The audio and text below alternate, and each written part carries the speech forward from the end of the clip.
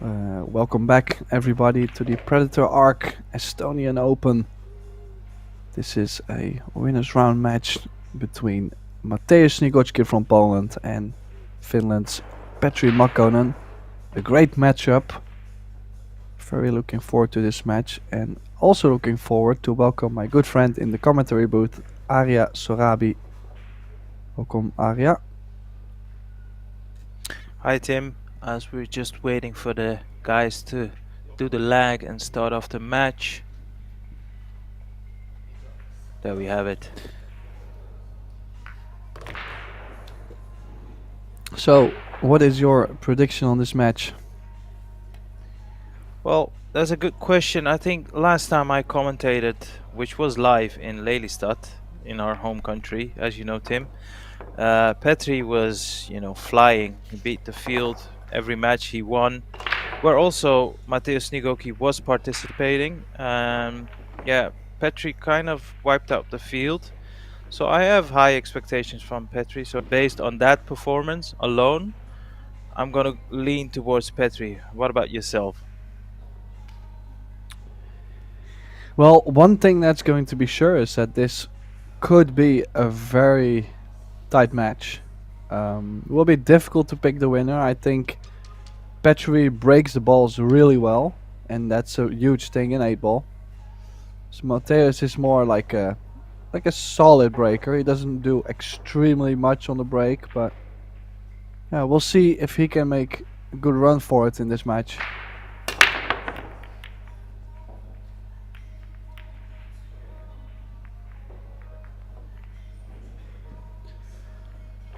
Well, starts off with a dry break, and the Pole could be looking into early trouble.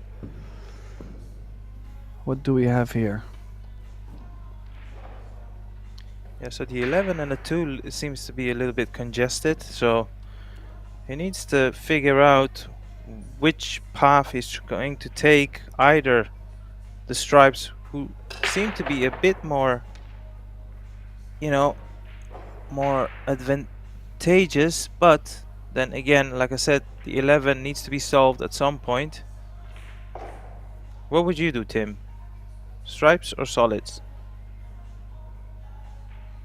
I think I might like the solids better, just based on the 11 ball is not going to the bottom left and bottom right, so really tough to get on the 11.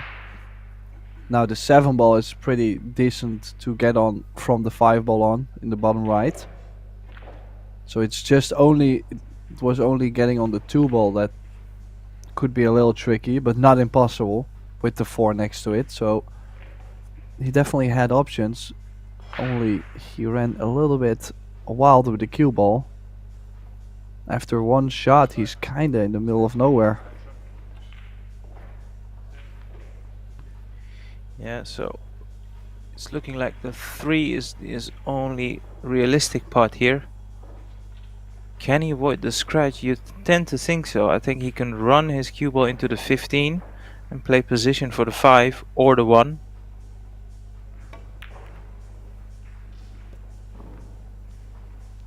Or the 4 for that matter.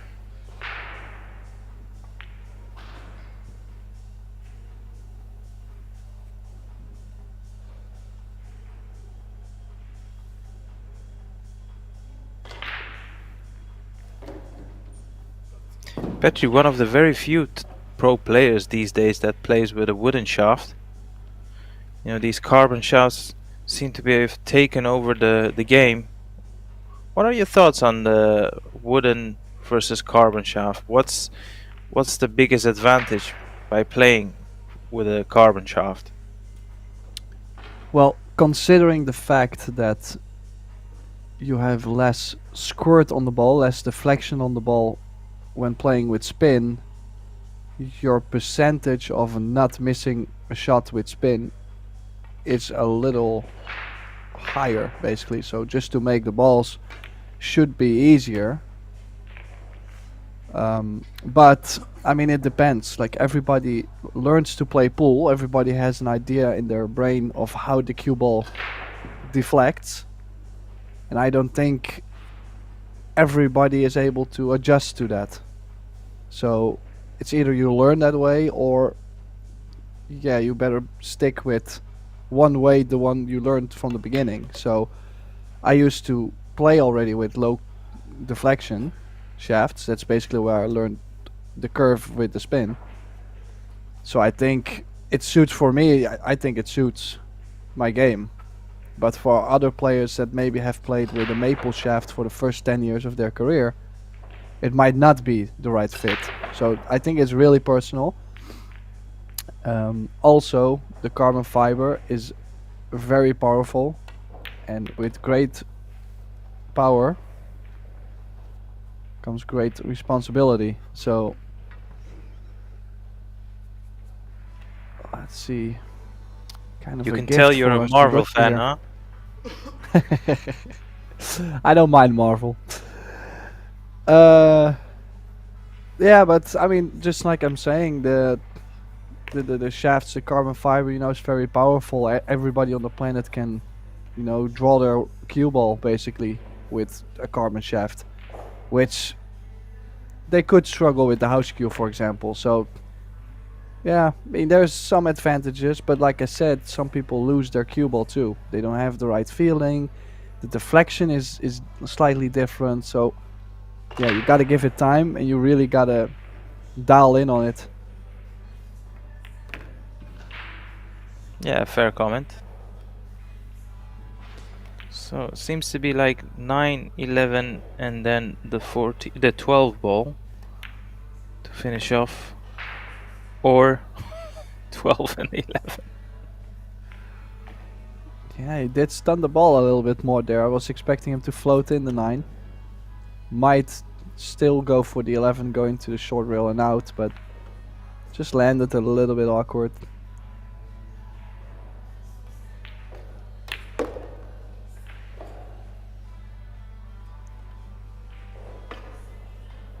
I thought the cue ball would have squared up more than that, but no problem, nothing too difficult he's left himself with.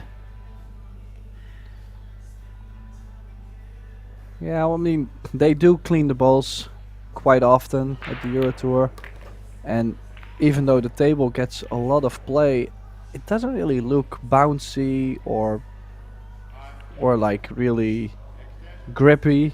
Like, I think it still plays quite new, which is nice to see after, after 11 days, 12 days. So it's good to see that the equipment still plays newish. Yeah, absolutely. Just look at the setup there.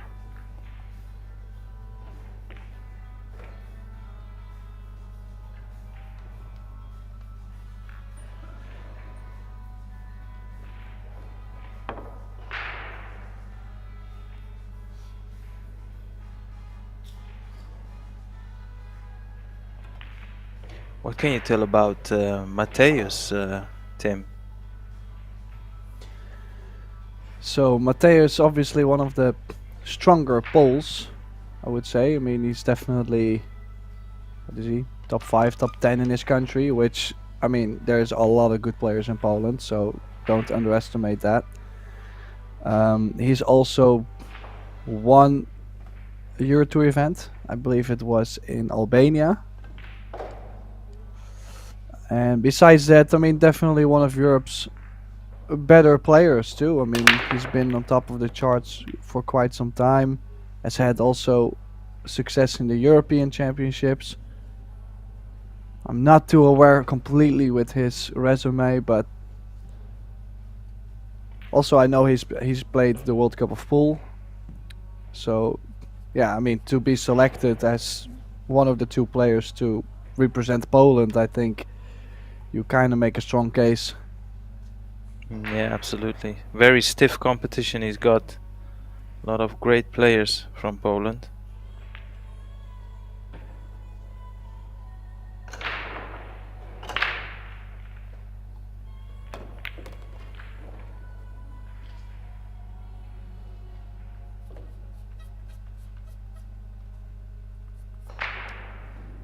Yeah, now out of the sudden I got a text of someone saying, didn't he do well last year in the Eurotour in Treviso? So we have to find out now how well he has done in the Eurotour. I'm too curious.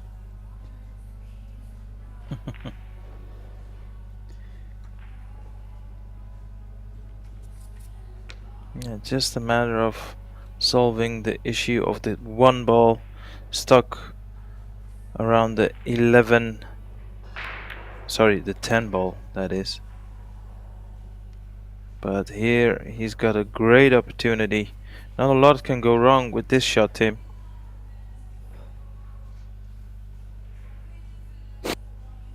No, not really. It will be nice to get on the one. I would say actually the 2 ball is a little bit funny as well to get shape on. So it would have been nice if he was straight enough on the 2 to draw back where he is now and then take the 1. But I don't think he has that. Now, based on what I can find on Mateusz Sniegocki, is that last year in August he has won the Eurotour in Treviso. I know for a fact that he's done well in another Eurotour. He's finished also 3rd in Antalya in the Eurotour. So basically a very experienced player in the business end of these Eurotours. Well, apparently he has 4 wins now in the Eurotour. Yeah, 4 wins. So he's won in Portugal, he's won in Herzegovina, Bosnia and Herzegovina, and then he's won in Albania, and he's won one in Treviso. So 4 Eurotours in a time span of, well, he's been playing the Eurotour since 2006. Ooh, did he get funny on this 8? I think he can just get enough through to see and pot the 8. His mouth was in his heart for a second. Sorry, his heart was in his mouth.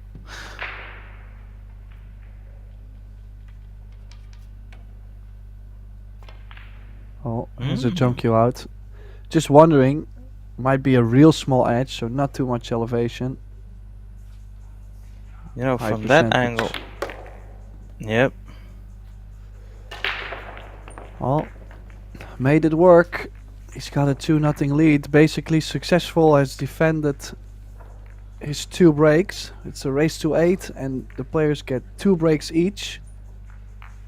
A little bit of a different dynamic. I'm still getting used to it, but I kinda like it. Just gives the match a different schwung, I feel like.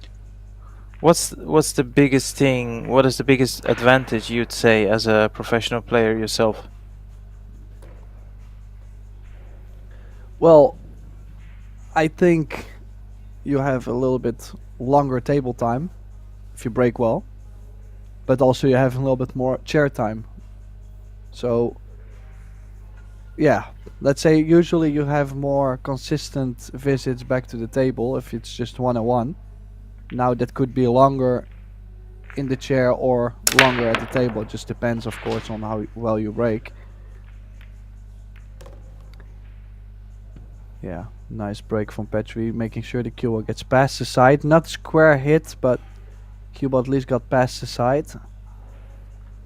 And also, you could be down 7-3. Now your opponent makes a mistake on their break, you run out and you put your 2 breaker runs on there, and now the score is 7-6 and it's exciting. So the dynamic has changed a little bit. The scores can easily be comeback or front runner kind of match. Yeah, I like that breakdown. Makes sense.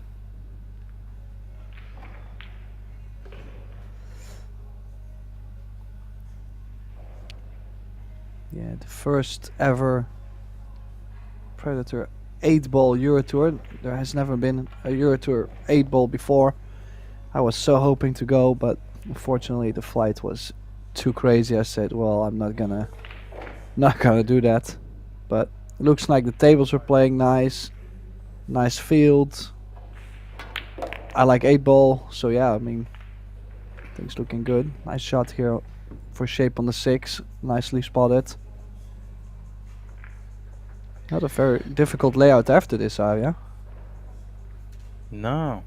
And I was going to ask you this as well when you said I like 8-ball. So for those who are probably a bit earlier in their journey, what would you say is the key factor once you want to master the art of, running out at 8-ball? Well, definitely, as you could see how he played the 6-ball, he landed in an area where he had multiple options. So even if he would get wrong on the 2-ball, he still had the 3 or the 1 hanging over the corner. So in that way, same here. I always had the 3 or the 1, and you're able to pick the best shot within these possibilities. So if you do that well, then it's just mainly a don't miss. Don't give yourself a chance to miss, and you should be out. So I think that's definitely one of the best advices I could give to play good 8-ball. Sometimes the pattern is laying to where you have to play like ball per ball, and you cannot really play the area shape on multiple, but this rack I think was a nice example of playing shape on multiple balls over and over.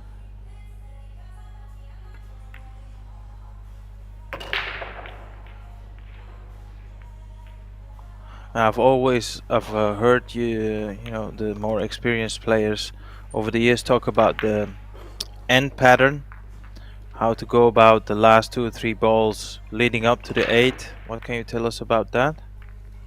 What do they even mean by that? Well, if you compare, for example, 8-ball and 9-ball, in 9-ball you don't really look at the 9 right after the break and say, okay, to be there on the 9 I have to get like this on the 8, then I have to get like this on the 7. You usually just look 2-3 balls ahead on playing shape.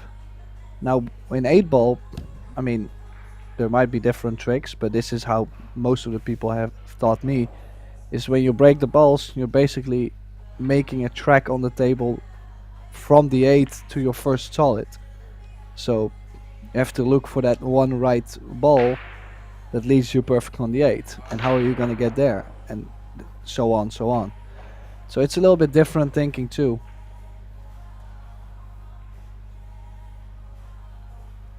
Nice one, Tim. Let's see if Petri can produce another successful... I was about to say successful break. Yeah.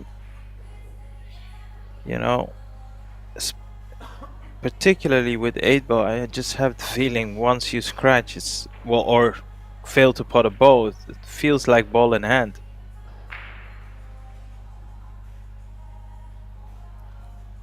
Yeah, especially with how well everybody plays nowadays. You have to consider the scratch or a dry break or a cue ball off the table as a loss of game. Like there's nowhere in my mind that if I scratch or something similar happens, that I feel like I will get back to the table. Yes, and I suppose the rack being tapped, it only adds to the fact that even if you don't have the best of the breaks, the balls are bound to spread nice and even. So no gamesmanship there possible.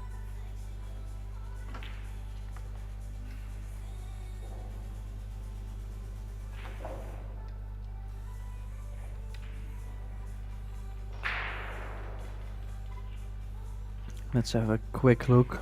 Like now, I think the 13 is a little bit funny to get to, but shouldn't be too tough. I think he can play in an area where, again... Oh, what has he done? Why did he not just spin the ball around the 6-4? 2 rails back to the center of the table. Was guaranteed to have the 14. Now I think he might have hooked himself on basically every ball.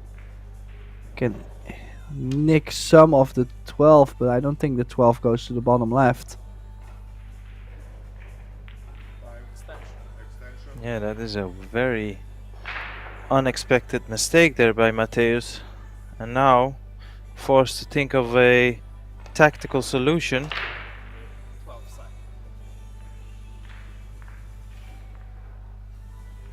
Well, he has called the 12 in the center. Maybe off the 7, bank off the 7. Oh, well, he mainly played safe there. Called it just in case, but played the cue ball mainly, and yeah, difficult to play defense with so many options too. He's left the 2 ball on, and a chance for Petri to tie the score 2 each after actually breaking the cue ball off the table.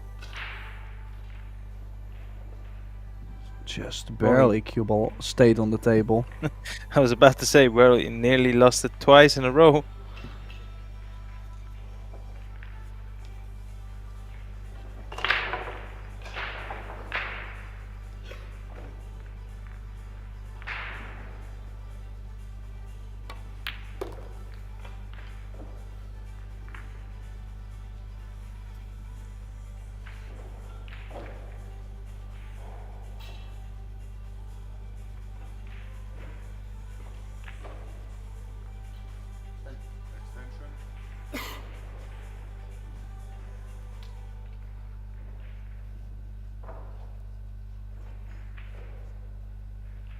If there's one thing I do appreciate about Petri's game, he always plays at the same pace.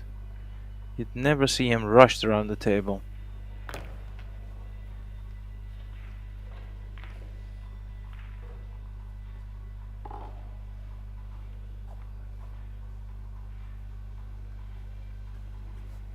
Well, even though we have a 35-second shot clock with 1 extension per rack, 25 seconds and 60 seconds after the break, Petri in general doesn't really struggle with the shot clock. I think he plays the same pace always.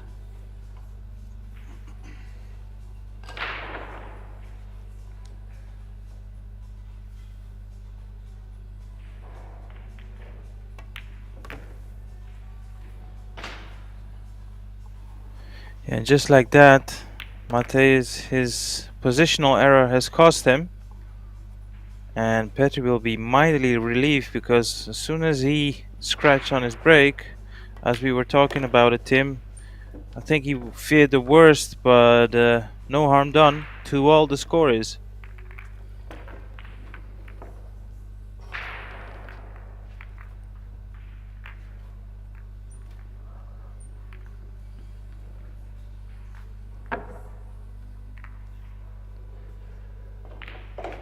Yeah, so it will go back to Sniegocki's 2 breaks. Now, I do actually think Sniegocki's break was maybe a little bit more effective on how the table is breaking at the moment than Petri's very hard break, just because the 2 balls were closer to the center.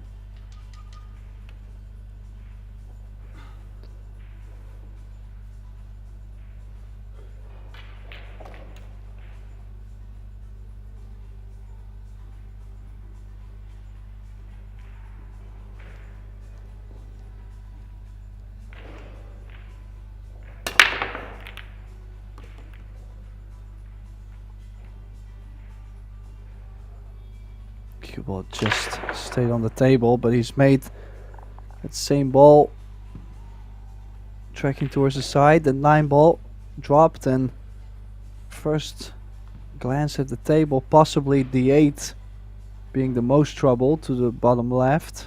Might not go. But if you go for solids, you open up the 8, but the 5 and the 6 is blocked by the 10, so there's a little bit of struggle. Just really depends. If you go stripes, really depends on the 8 ball.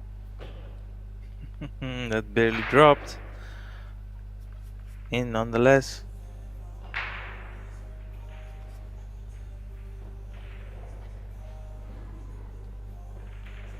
Yeah, I think for me the 15 and the 14 there, either one of them seemed to be a decent ball to play position on the 8, because I think the 8 does pass the 3 in the corner pocket. Even though it might look very tight, I think it does actually pot. And yeah, other than that, it's hard to see where you can pot the 8 from where it is sitting right now.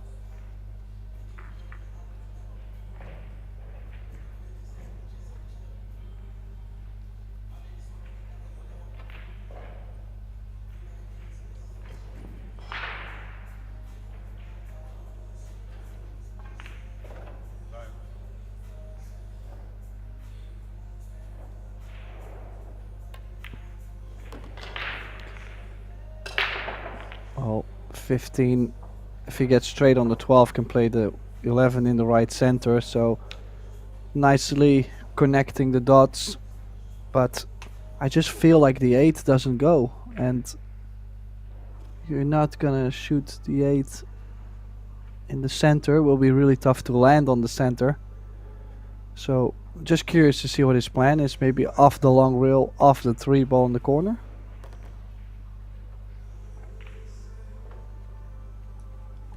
Do you know, when we had the other camera view, I wasn't as certain as the 8 would pass the 3, although I'm sure he's figured out a way to solve the problem, because there must be a good reason why he's chosen for the stripes.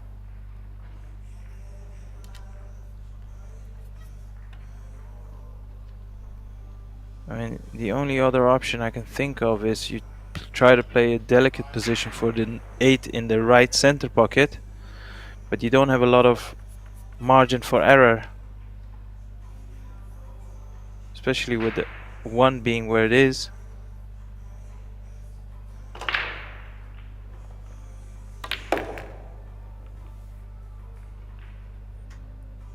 Well, he did land for the right center. I think he's done a great job. Could have easily hooked himself behind the 1 ball there.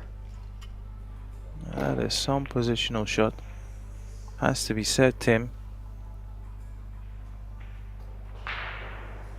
It's also a testament of how astute these guys are at the highest level.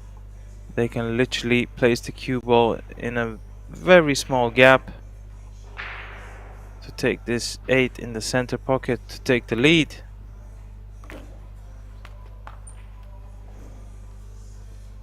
A difficult layout, nevertheless he's came out on top, Tim.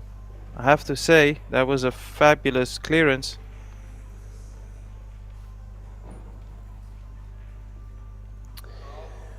Yeah, for sure.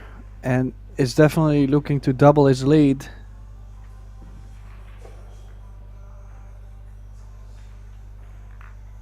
Yeah, we've seen only a little bit of struggle in the first rack on Mateus's break. The other 2 were break and runs. Can he produce another one?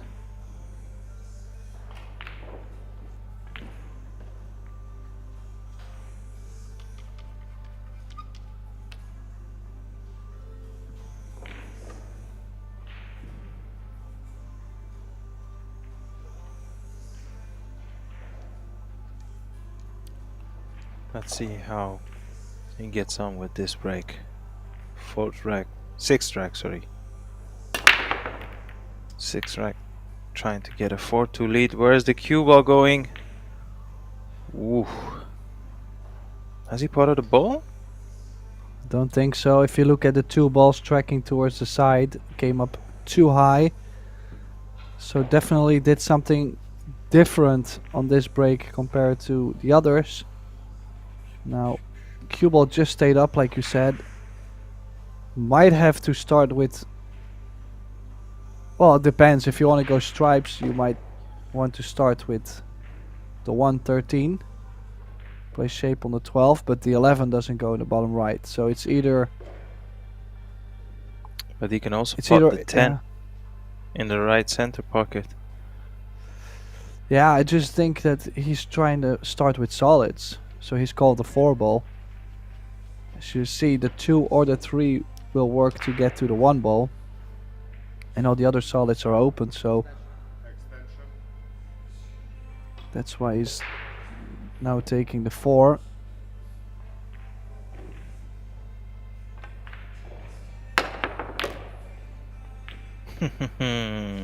Great shot. Over the entire distance diagonally with backspin. That is a great jump shot.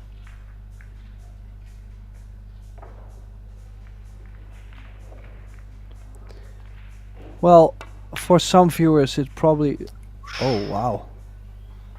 Just missed that by quite For some viewers, that is a big surprise. Yeah, I was only gonna say, some viewers would say, well, the 4 was hanging over the pocket, it's easy to make. But it's also one of those shots where you can lose the cue ball very easily. So he actually had great shape on the 2 to cross over for the 7. And then use the 3 ball to get to the 1. But he's missed the 2. Open chance for Mateusz, who kind of gets lucky to be back at the table after a dry break.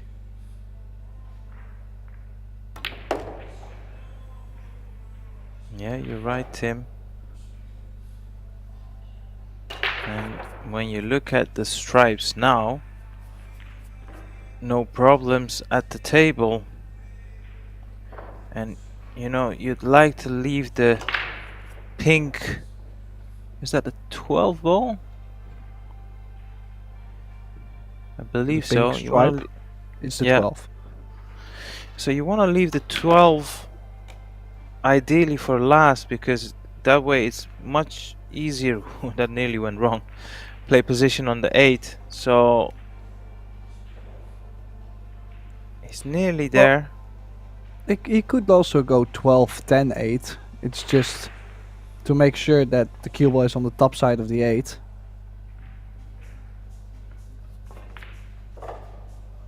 There's some options now. As you see, slight angle to the right. Wants to be kind of straight on this 14 next. That's why he's playing for bottom left corner. Oh, he's taking the 10 out now. This is interesting. Not too sure why you would want to keep the 14 there. Yeah, I think he's made up his mind that he wants to end on the 12. And with this angle, that shouldn't be a problem.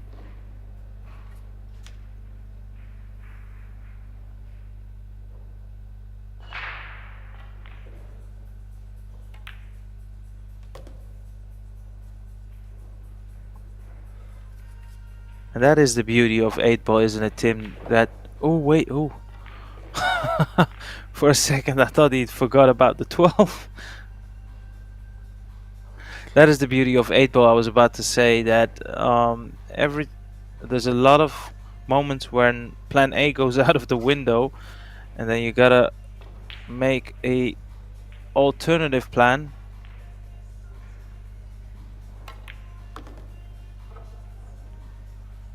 Well, that's also the thing. If you play shape on multiple balls at the same time, you can easily change that original plan. But if you just play ball per ball, then if you land too straight or maybe you don't land on the shot, then it becomes kind of a struggle. So successfully won his 2 breaks. So Mateusz Sniegocki now has his lead for the 2, and now it's just basically waiting for Petri to make a mistake, if he does make a mistake. I just saw a comment on the chat, and probably you've just tuned in halfway. The breaking format is 2 breaks each player, so whoever wins the lag will break 2 times regardless of the scoreline, and that will continue till the very end of the match. So we have an alternate break, but it's 2 breaks per player.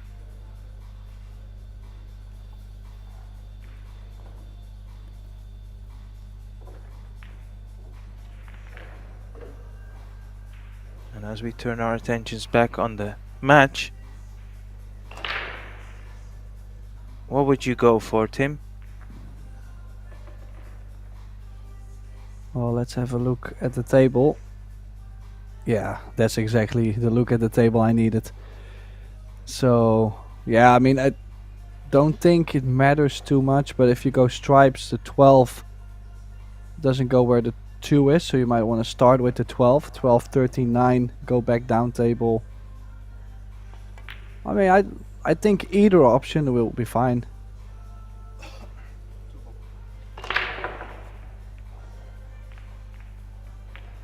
You can tell you've been spending a lot of time in the commentary booth giving these politically correct answers. Well, okay, let's say it like this. I probably would have preferred the stripes. I think it's a little less traveling, but on the other side, if you get straight on the 7, the 1 goes. So I probably would struggle to choose to pick one of the two in a match. I would probably consider like which one is laying the easiest, you know, because his layout is really favoring Petri.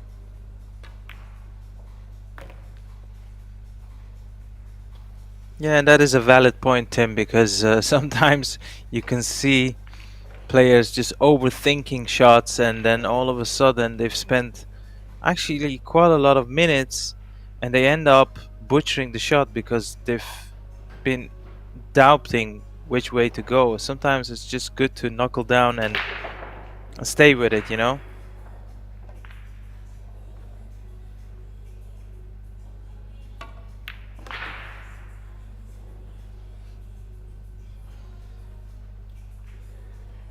Yeah, I agree there.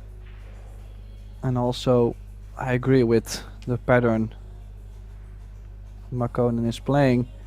Just a little bit of work here, probably 2 rails in between the 10-15. Shouldn't be too tough, but you never know what happens, obviously.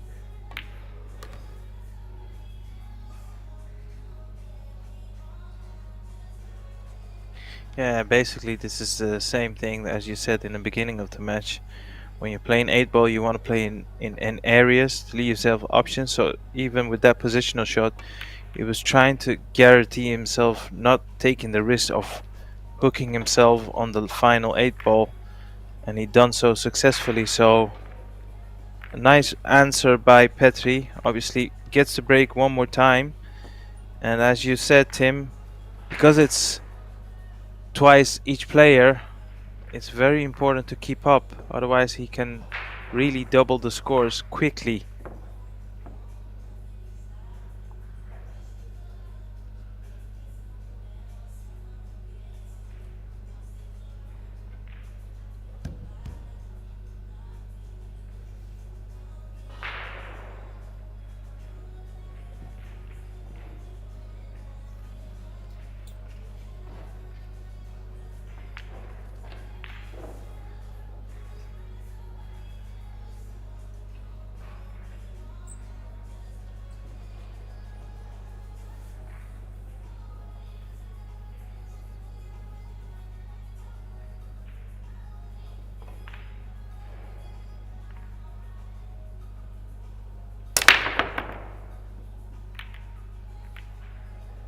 Oh, broke the balls nice and hard, but none of the usual suspects dropped. The 4-railer did go, but it's not the most reliable shot to root for to go. In this case, the 1 ball tracks right in between the traffic.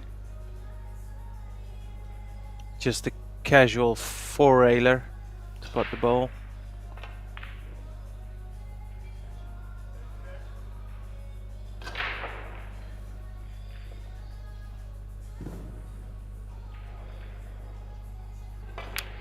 Yeah, this layout, it is quite similar. You know, if you go solids, you have to work with the 4. The 4 doesn't go in the top right, so you need to solve that. If you go stripes, I mean, it's open. I mean, you could really go either way, and with where the 2 ball is, you can get to the 4 ball, so it's really not, yeah, like I said, this is another case of I don't even know which one is the easiest, like pure preference.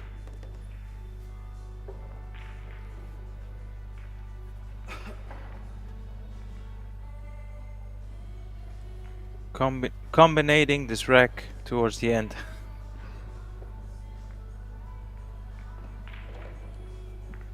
Yeah, a little bit fortunate actually to double them up. I think they're on the combination. Yeah, as you can see from this view, the 2 6s there, so kinda has worked out, but should be careful. Can still go wrong when he plays his combination. If you play with draw or shape on the 2 ball might drift behind the stripe next to it. Yeah, the whole idea here is to try and hit the 2 as full as possible, as if you want to try to pot it directly. Try to make sure that you don't push it to any other side.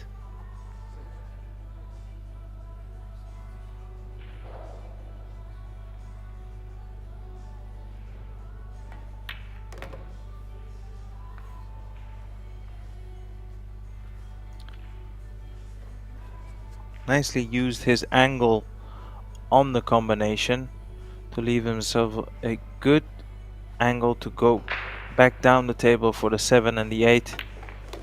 Has to be said, you know, the combination and particularly the positional side of that shot, Tim, was quite a good one.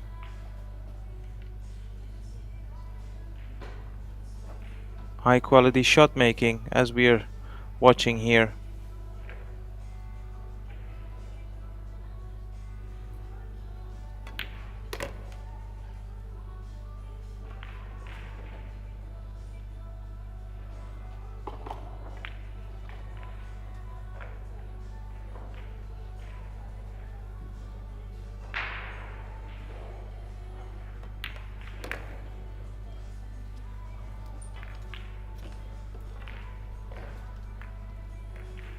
Yeah, slowly that lead is vanishing again. 4 each, we're halfway there. Basically, I'm waiting for that one big shocking moment where the match kinda can take a turn and go one way, but they are looking solid. Plenty of break and runs. We might go all the way to the end.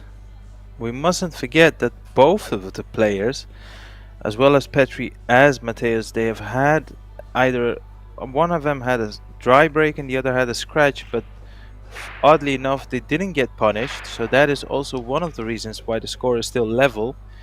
If in either of the scenarios the opponent would have taken advantage, we could have been looking at a different scoreline.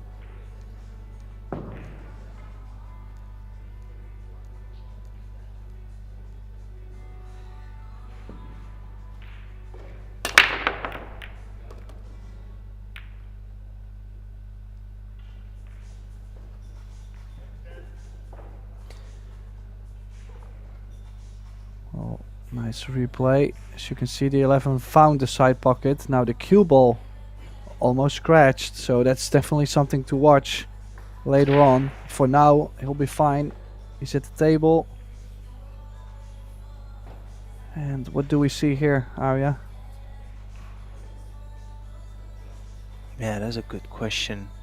Me personally, I'd be more interested in the solids, as it seems like Mateus is also. I just think controlling the cue ball and, you know, figuring a path towards the final 8 is a bit easier with the solids.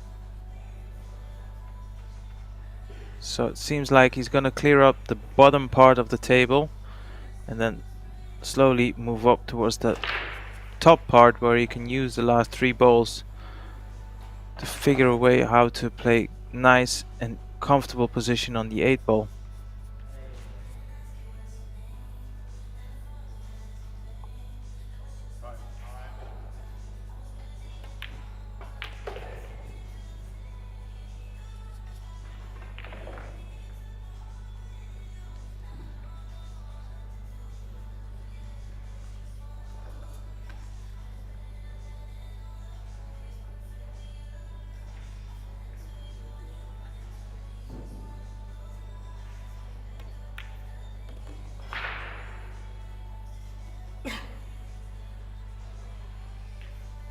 Well, it'll be interesting to see when he's planning on getting on the 4.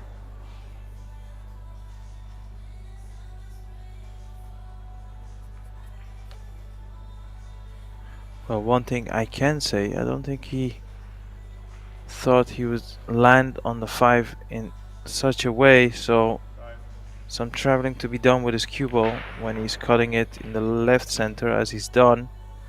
And now he's forced to taking on this combination. That's basically the only shot he's still got left to him. And in a weird way, I feel like he was running into the 8 or trying to run into the 8 but didn't. and in a way, Tim, I think he could count himself a bit lucky there, because this is definitely a doable, combination, and he doesn't have to smash this one in.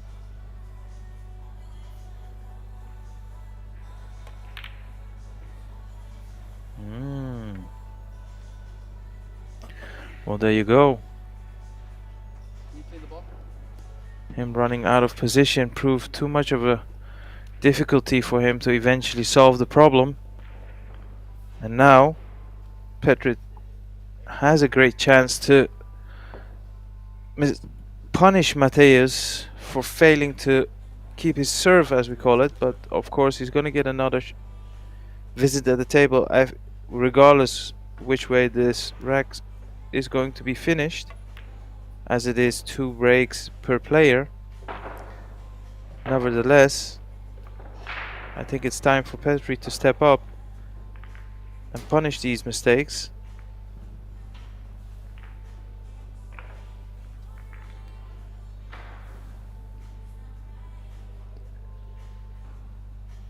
Yeah, this could be exactly that turnaround I spoke about. Of course, Mateusz still has the break after this, but 5-4 lead. Then Petri will have 2 breaks, so possibly could get on 7 if he runs out here and 2 breaker runs. So not a very shabby look in the future. I mean, the sooner you get on the hill, the more it's gonna aggravate your opponent too. So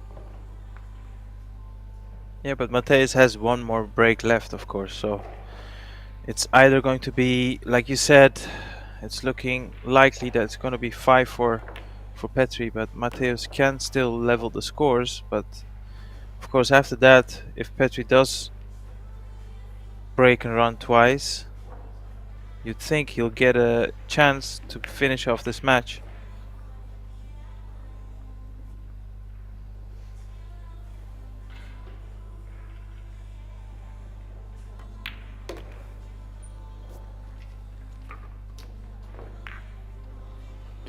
yeah, so in it goes.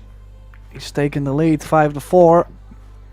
A little bit of pressure maybe on the coming break for Sniegocki, knowing that things could go real bad if he scratches or dry break.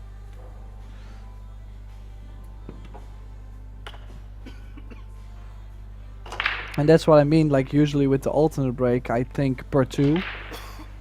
Now you kind of think about like per 3, sometimes per 4, just depending on if you can steal a couple games on your opponent.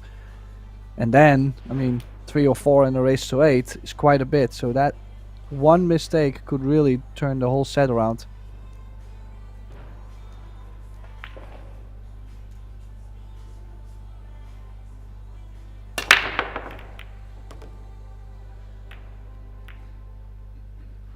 Well, he has broken the balls well again, finding the ball going to the center. Just the cue ball got kissed. Stayed at the table, but I mean, you could be unlucky there at times. Yeah. So not a real hesitation for Mateusz here. I think he's made up his mind that he wants to take on the stripes.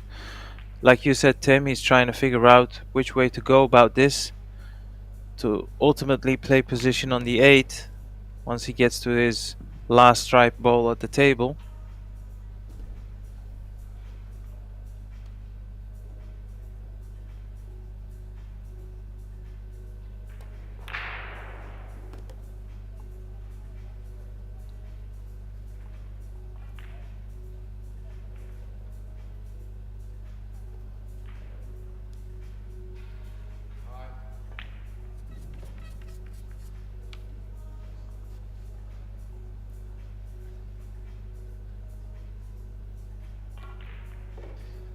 Now 12 and the 10. A little bit tough to get to, and also the 9 doesn't have all the position available. Oh, he's might have gotten himself in trouble here, Arya. Difficult 12 ball. Yeah, I think he's a bit lucky that it is pretty much straight, so the aiming becomes a bit more easier. Whereas if you have to cut the ball or with a certain angle, you know, the hampered cueing really gets in your way. But I think because it's more or less a full ball pot, he can really focus in dropping this one in. Can he cut the 10? I think he can, you know. Yeah, you can see the edge. He's called the 10 in the side. Now that does make a huge difference. Yeah, kinda fortunate. I mean, to still land on the 10, and kinda worked out this for his pattern too. The only shot he will have to travel a lot to is from the 14 to the 8 in the bottom left.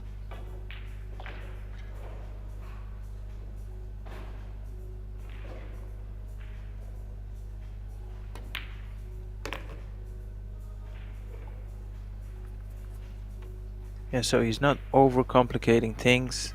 He left himself a nice easy, well, I wouldn't say easy, but he left himself a comfortable angle on this 14 ball, so he can just drop it in. Doesn't need to do a lot with in terms of side spin.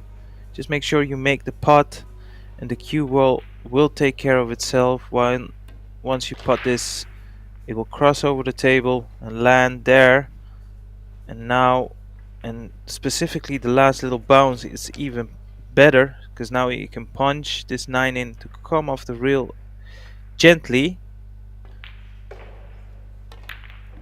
just like that. So although he's lost one of his breaks in this 2 break per player, still in the lead.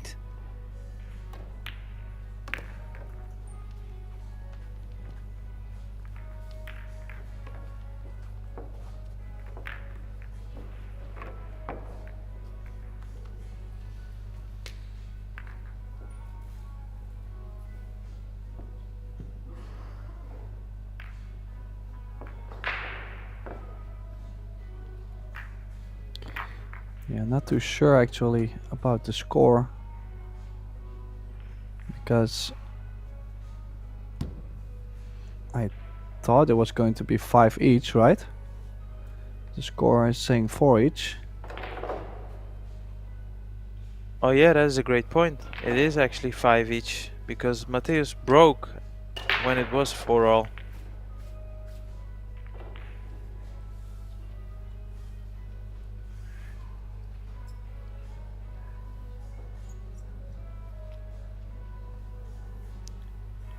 So maybe it's a little malfunction at the scoreboard, but it in fact is 5-0. You're correct there, Tim. Yeah, Petri breaking, hoping to get himself on the hill soon. This is a great break. The 2 balls finding the center. Look at all the congestion up table. Basically all the balls have left the bottom side of the table.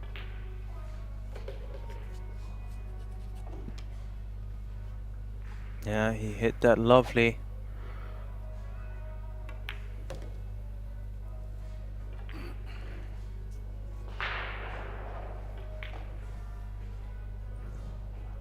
Yeah, and if you look at the stripes too, the only thing maybe that could be challenging is to get to the 8.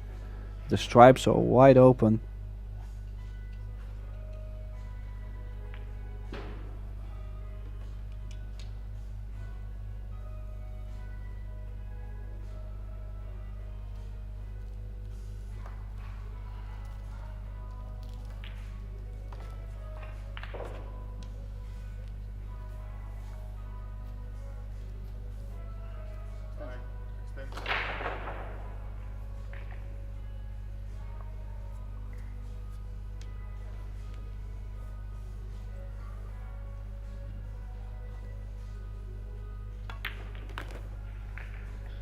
Do you think the 8 ball goes to the top left?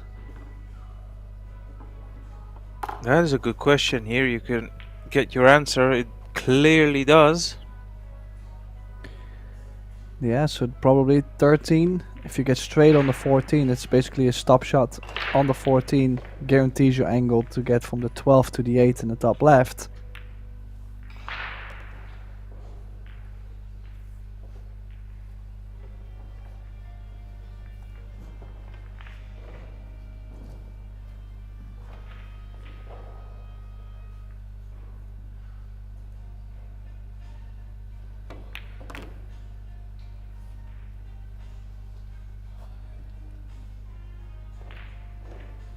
Yeah, it just goes to show once more how important the break is at the highest level in pool. And it's not only with 8-ball, I can tell you that much, and you know that firsthand, Tim. 9-ball or 10-ball, having a good break is a serious weapon and something you cannot afford that it is not up there. It's really simply just not good enough to compete with these boys. You need to give yourself chances, openings, and the score is now correctly updated. It's in fact 6-5 in favor of Petri. So his final break in this 2 per player coming up, he's got the chance to put himself on the hill, and you would say that is a great position, creeping towards the end part of the match.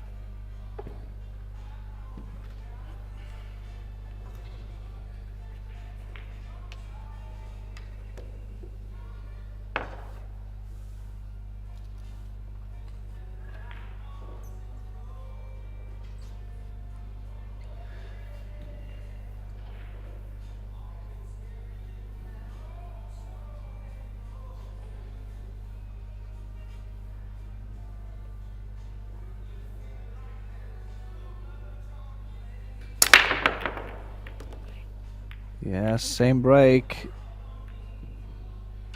He's hitting him really well, and I do believe he either has the 11 in the top corner or a shot on the 3 or the 2 ball, so can go either solids and stripes. Things looking good for the Finn. Could bring himself on the hill.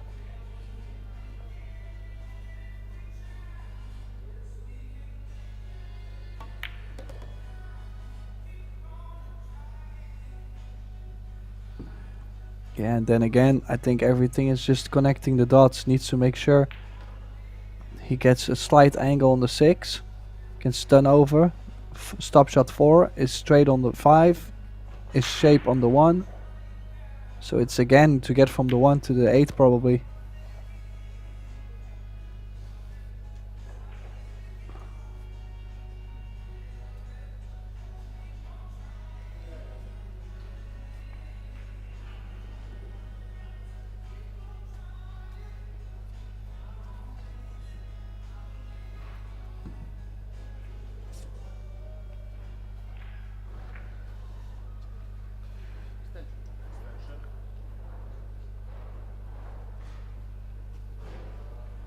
Did he...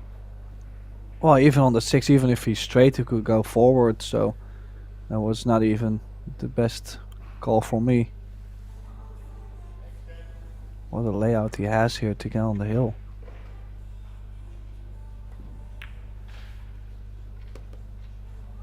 Yeah, you're right, Tim. And the writing is on the wall for Mateus. I don't think he believes he'll get another visit at the table based off the layout as we are looking at it.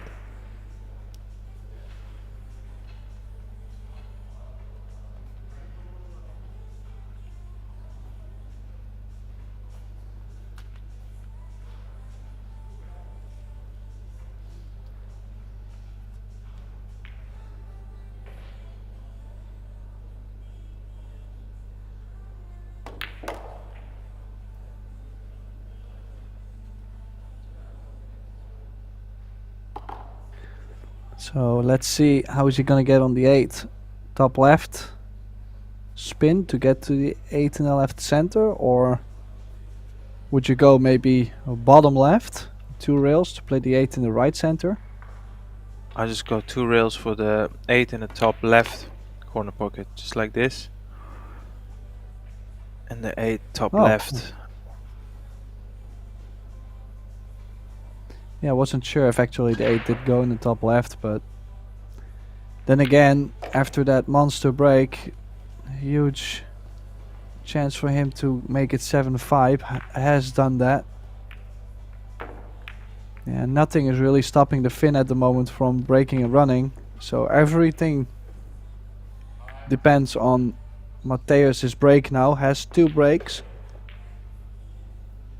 but just the slightest of mistakes could cost him the match. And I've mentioned this a couple times earlier today, the loser side of this tournament, the loser bracket, is so extremely tough at the Eurotour. You have to play so many matches, so many good players, and the times are also really tough too.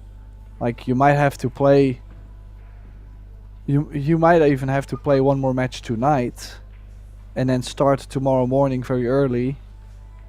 Like the times are really tough, and it's tough to stay fresh and rested, so it definitely has a huge advantage to win this match here.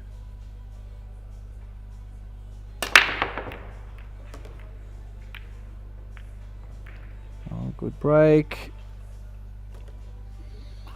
Well, here we 2 go. balls in. He needs to convert his 2 breaks he's got just to keep his hopes alive. And even then, so he's relying on Petri giving him any sort of chance to get back at the table. So a mountain to climb, to say the least.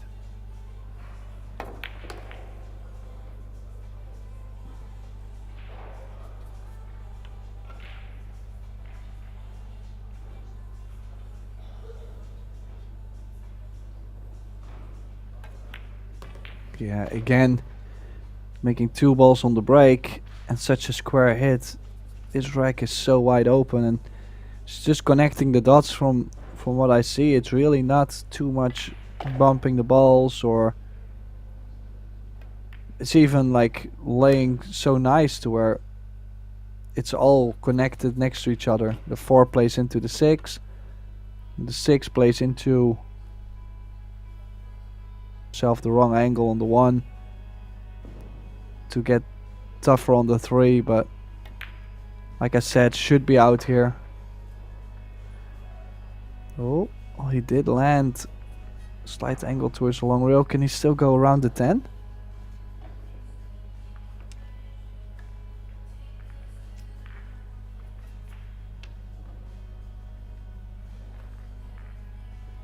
Yeah, not too sure if he can run with top left around the 10.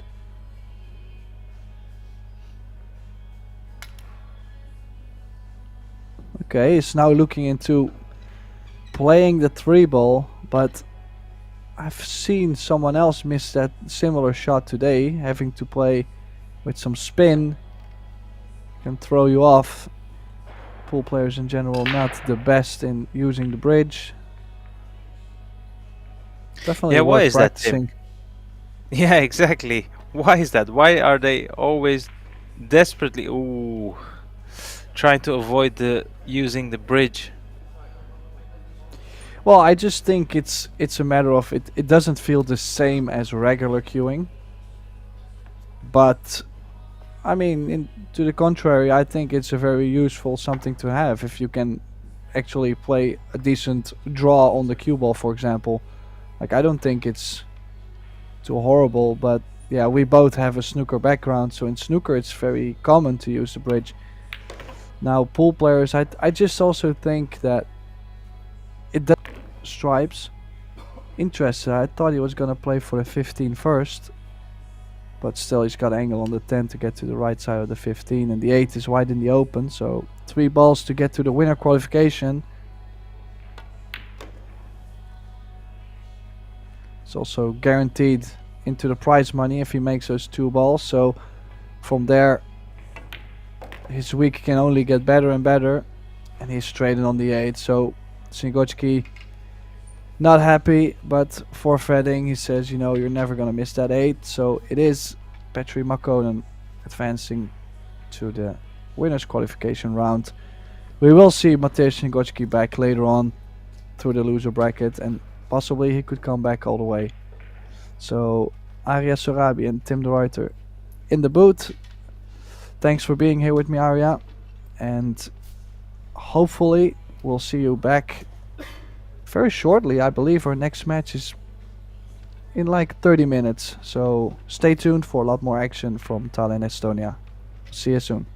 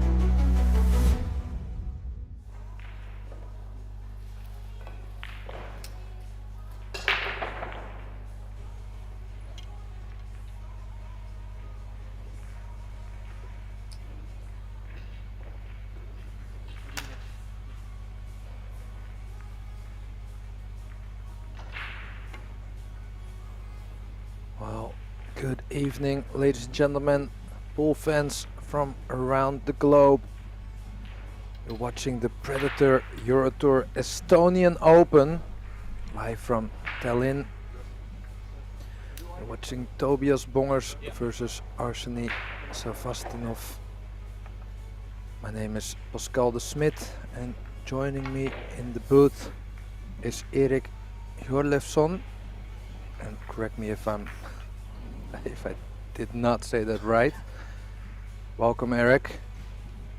No, you nailed it. Very good. Phonetically perfect and everything. Yeah, pleasure to be here. Well, great matchup today. Maybe you can tell us if you know one of the players or maybe both. Yeah, I wasn't as familiar with Arseny. I did look up his results. He has a runner-up finish in the under-23 8-ball division at the Euro Championships. Not much else on record other than that. Made the top 64 a couple times in Eurotour men's events. So an up-and-coming player, but going to put him as a on-paper underdog here. Rough start, scratching with the cue ball on the side. Tobias had a great week last week, winning the straight pool division at the European Championships. Yeah, he really is knocking on the door. This Tobias Bongers. Last year he got second in the Eurotour and fifth. And this year, of course, in the European Championships, he got 1 gold medal and 2 bronze, which one of them is the 8-ball, so we know he can play the game.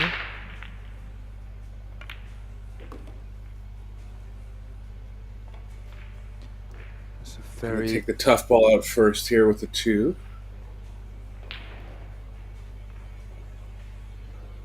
5 and the 7 are a little awkward. He's going to try to get at those balls now.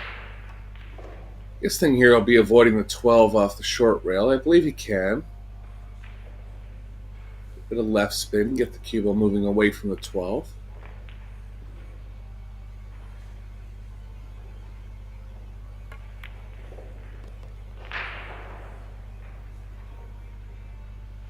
Nice play, right where he wants to be on the 5. Looks like he has a small angle going to the right off the 5. Not going to be ideal for moving the cue ball towards the 7, but it looks like he can go down to the short rail and up. Possibly run into the 7.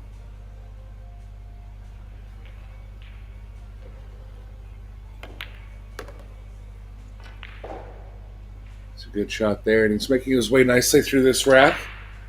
Always helps to start with ball in hand.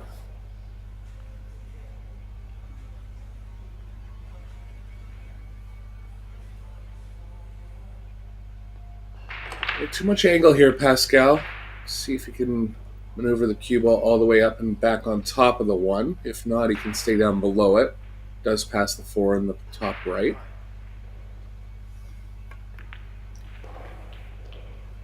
Yeah, this Tobias is calculated.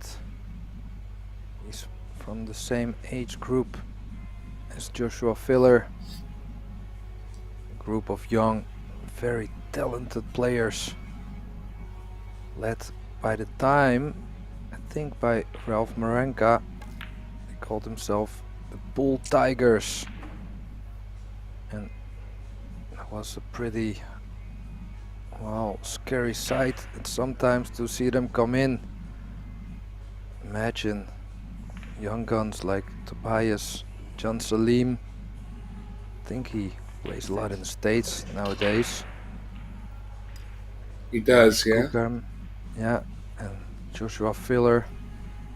See the group of those Germans, all like young kids coming in, playing so good, fearless.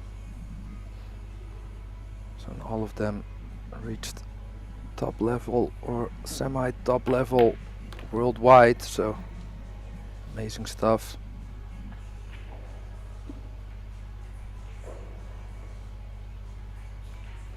Yeah, Moritz Neuhausen heading up the next generation of German players. They've had a history of being definitely one of the strongest countries in Europe and produced many world-class players on the international scene. Good out here from Tobias, taking a break of serve in rack number 1. Just a reminder for our viewers, each player will have 2 breaks at a time. Nightmare scenario out of those 2 breaks is that you lose both. So always tough to start off with 1 loss for our setting here. Yeah, it's kind of funny that all 3 matches in a row I commentated on started off with a scratch on the break.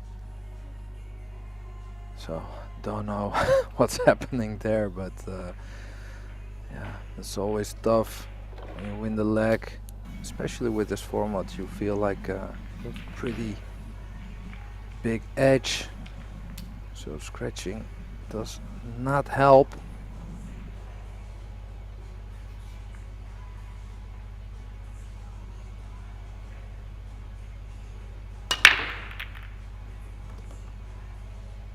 Lost the cue ball towards the left middle again, but avoided it this time. Ball down.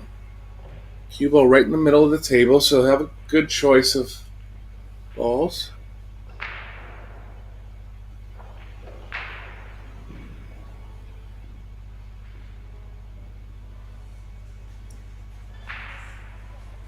Only solid really available is the 1. The cue ball will be running into the 2 in that case. So he's going to favor stripes here.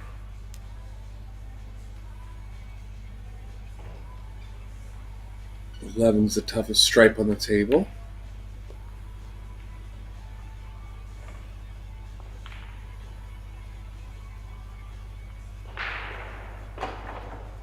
You can get a small angle near the 7, kind of where he's was just over to go have a look right now. Cue ball will be running into the 12 in that case, but I really feel like getting the 11 is important here.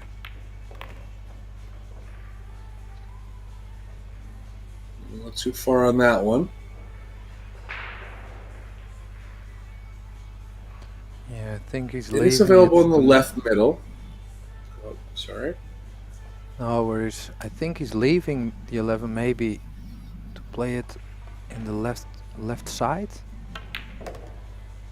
Yeah, I just realized it's available over there. Decided to likely get back into it, and this is trouble. This is big trouble. Only low percentage kicks left for Arseni here. Yeah, might as well go 3 reels for the 11 in the side pocket. At least that 11 is gone. But he's going for a little bit more chance of hitting a ball.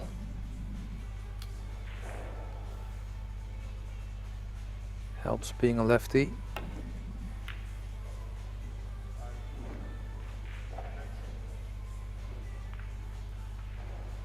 Wide open for Tobias. Ideally, if the 7 passes the 4, that'll make things a little easier, but if it doesn't, it can take it into the left side.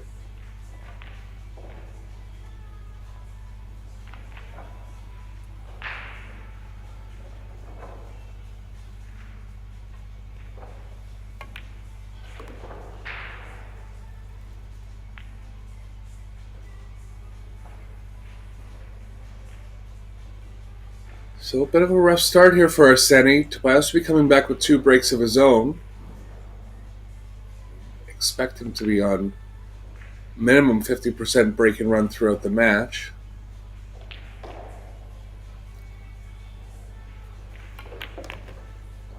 Yeah, it's interesting to see. Still, is that one easy available? Ah, that's a nice angle. Yeah, that is very available in the side. So 7 does pass the 4 too if he needs it to.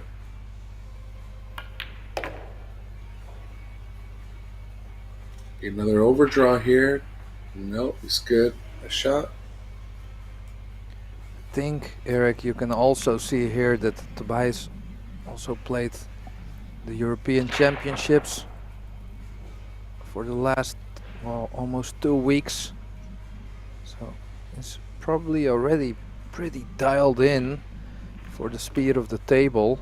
Also played a few matches, of course, on the TV table.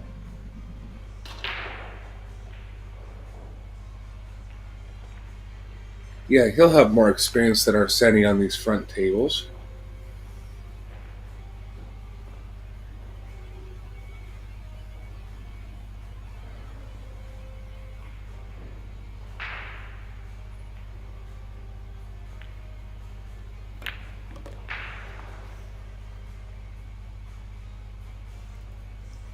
Gonna want the cue ball to be running directly into the 11 here.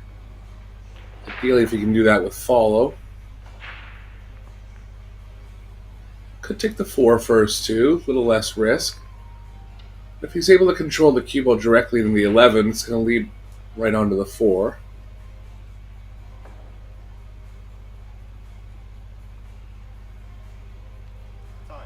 I think the following angle is just going into the thin side of the 11 a bit, so he doesn't want to risk drawing it perfectly.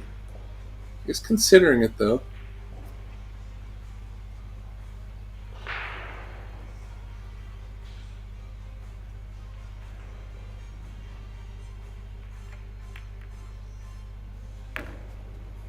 Good shot, just playing certain parts of the pocket there to make sure he got thickly enough into the 11.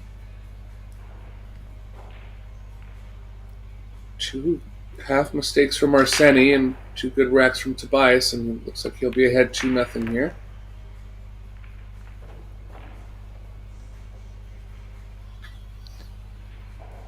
Yeah, it looks really solid here. Going 2-0 up.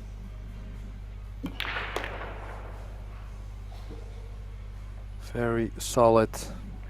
Dangerous, you could say. Very curious to see how his break is gonna be. But you don't get a bronze medal in the European Championships 8-ball by not breaking good, Eric. So interesting to see the next 2. Yeah, both players will be looking to stay on the winner's side. Lots of players in this Euro 8-ball event. It's a winner's round 2 match.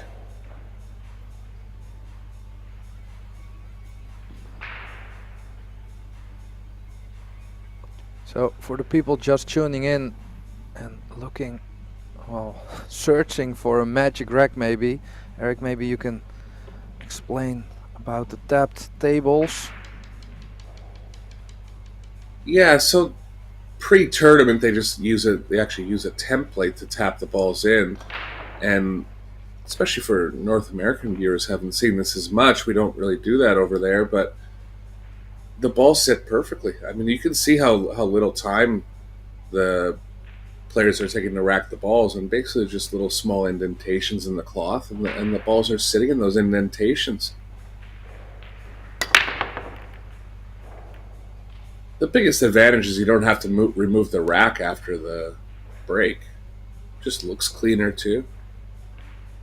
Yeah, it looks really good. I have to say that the tables, the Predator Arc tables, they do look good, do they? Yeah, playing well too. No roll-off issues I've seen. No complaints from the players. I'm sure they're happy to have this great equipment on site now, and Predator being a part of the Eurotour going forward into 2025.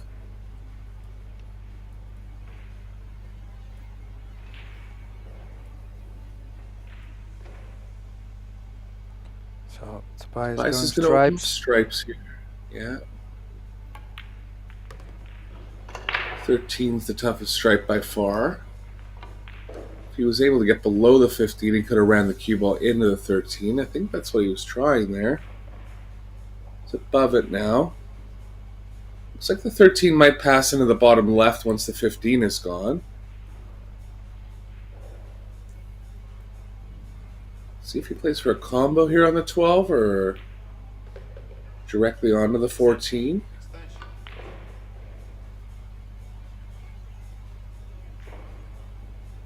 No No stripes really over by the area he needs to land the cue ball for the 13, so a bit of work to be done.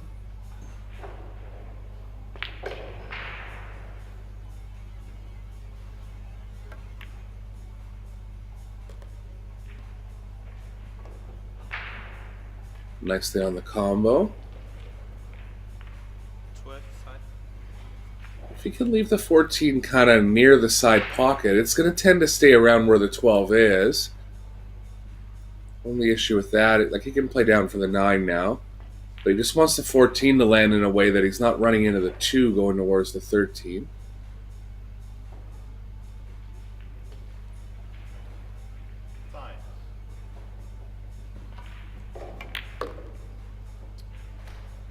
Oh, he's able to get down for it now. Looks a little thin.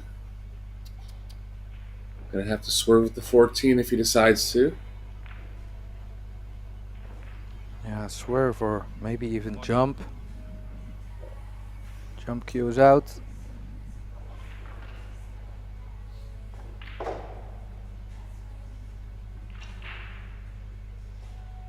Break cue, I think. Off the ball. Yeah, a little surprised at that play because with the jump you had to hit it a lot harder and there was no chance of ever holding for the 9. Would have been low percentage to really run back into the 13. Might have been just a bit of a heavier swerve than it looked. It looked like he gave a little bit of inside spin, so maybe he was aiming at hitting it thinner and landing on the right side of the 13.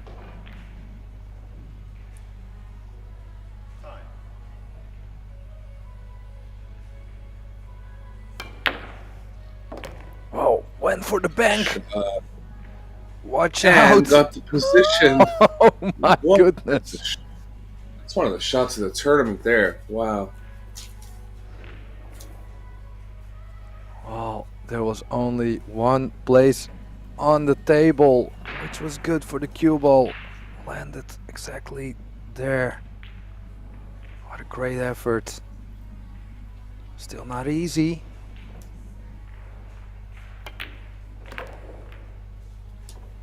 Gambling a little bit with the result on the 8, but he's got it. What a last 2 shots of the rack this has been. Wow. Those are the kind of shots you need to play in 8-ball sometimes. You just get yourself in a spot where it's too late in the rack to play safe, so you have to play something that you know is a little lower percentage. But he pulled it off there.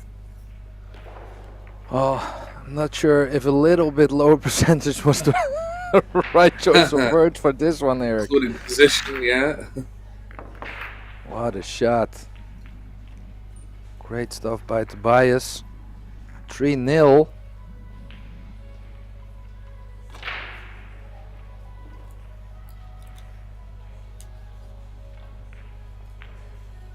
Coming with his first break-in run of the set, he'll be looking to do the same here in rack number 4. Look at this sequence here. Just missing the breakout on the 13. And this was the shot.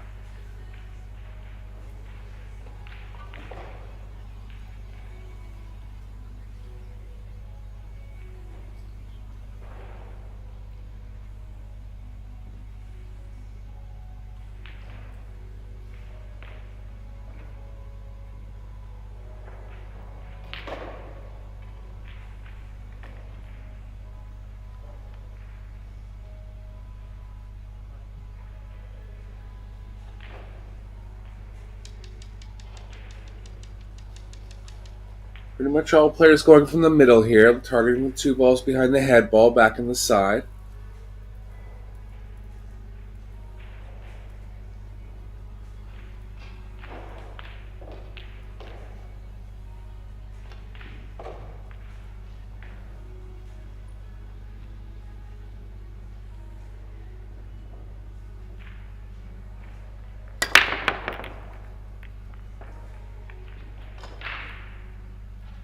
Team has a chance. It's there. It's the 4-railer coming down the left side of the table.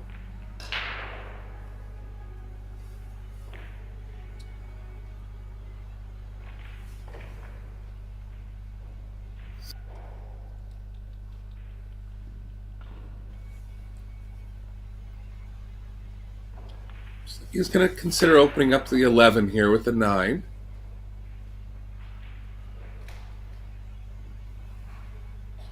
With 7.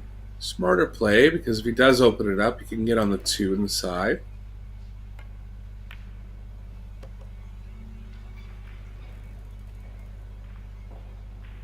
Well, if he didn't go into it there, the 3 must pass. If he does play the 4, he'll open it up from that tight area. But never want to run into balls unless you really have to. So decent look here for Tobias.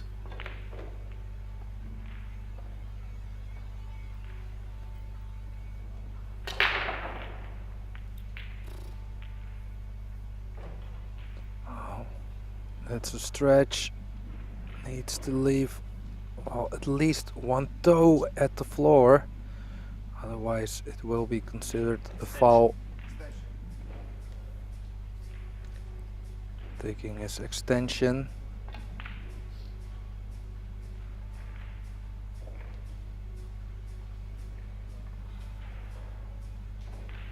Well, if you can't reach the shot, then there's no point going for it. No good. Stuck right behind the 11 here. We'll try a very tight jump. Well, he has to jump about a quarter of the ball. Taking the extension off because he has to get the cue ball up so quickly. Yeah, he is very skilled with the jump cue.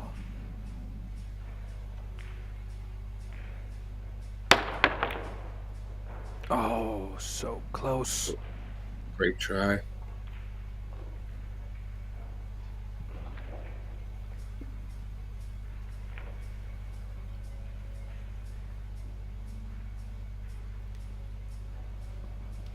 Yeah, Got made the it cue ball look easy highly to go over airborne that there. ball. Yeah. Yeah. Sometimes when the cue ball's bounding into the object ball, it doesn't catch the object ball at the exact same place it would have if it was on the cloth too, so it kind of cuts the ball in a different way. Suspect that might be what happened there.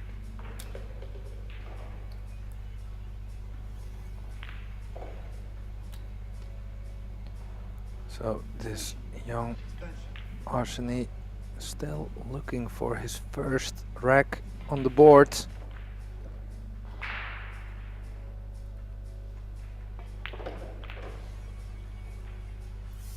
Yeah, he's just seeing if he can get at the 15 from the left side of the table.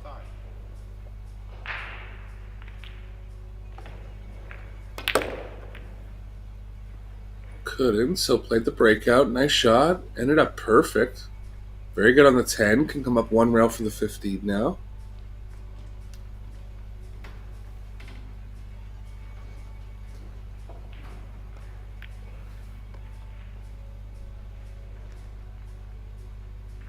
He moves pretty quick around the table, I have to say.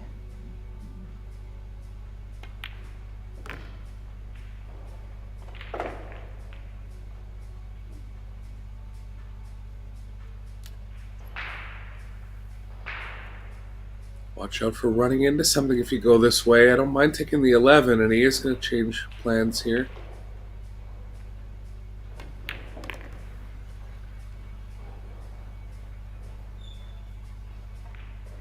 Nice shot. Straight enough to stay on the right side of the table. Come up one rail for the side. Having a look at the corner. I don't mind the side here. His choice.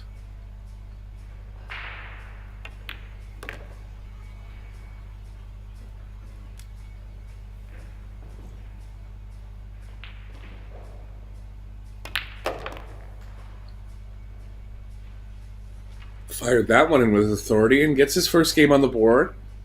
Be back to his 2 breaks now. Yeah, he showed us a little bit of what he's capable of, especially that he's not afraid to shoot.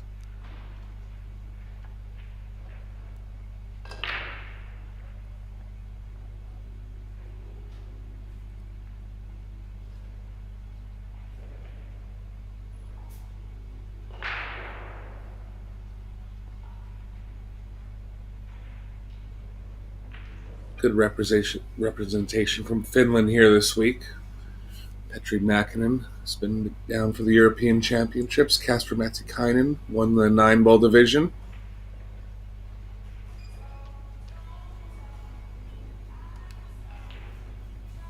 Yeah, there are a lot of good players.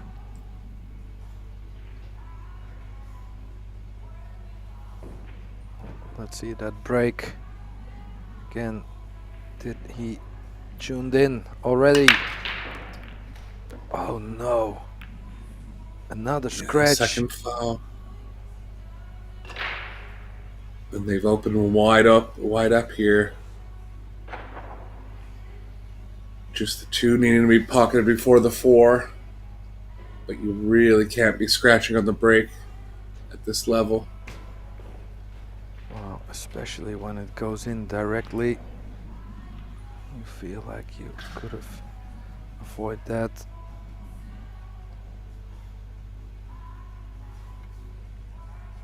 So Tobias is going to try to get quickly on the 2 here. Yeah.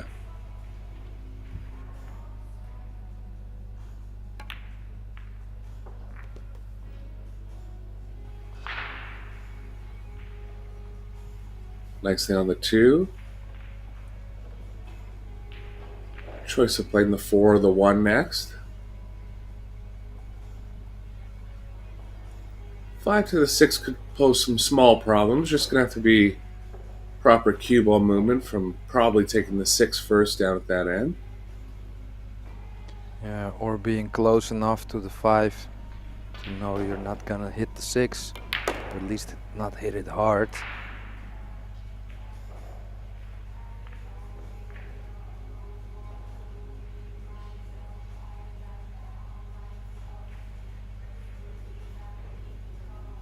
So drawing straight back for the 4 in the side.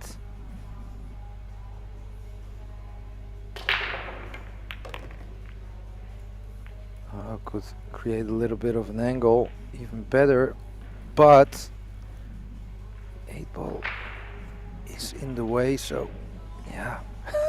It's just like it looks like how his face was just not there. Shouldn't be a problem though to make it. Yeah, it just has to go at this slow speed, like you were saying. He likely will contact the 6 on the way through, but if he hits it lightly, it should stay in the area that it is now.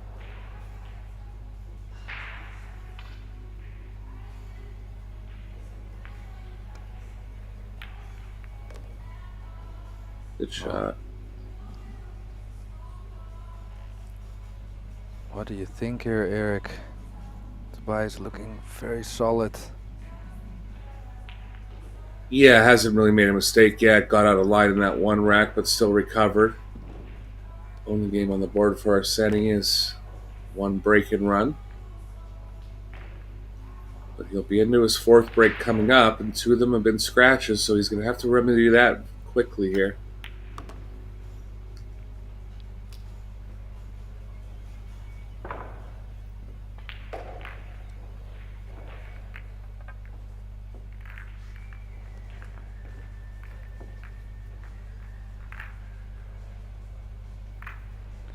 So we'll take you through a few scores of the other tables who are still playing.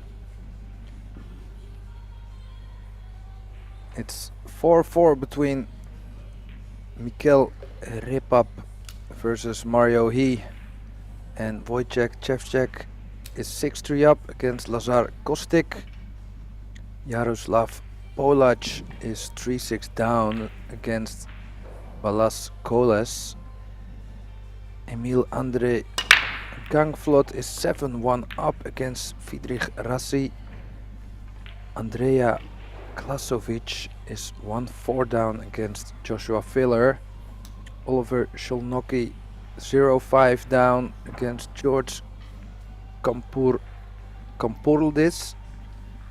David Arda 3-5 down against Joao Grillo.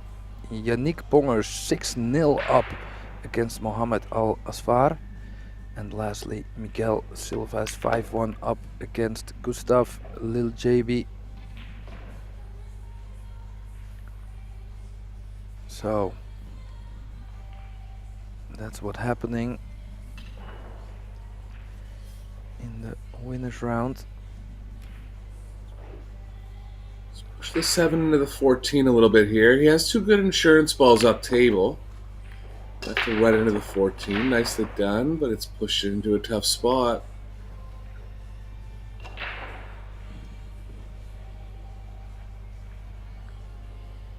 Yeah, is there an option left for the 14? Maybe the 10 on the side, moving the cue ball all the way up and down. Tough. Yeah, maybe with one of the balls in the corner, like with 12 maybe. Just kind of come diagonally at it. Yeah, that could work.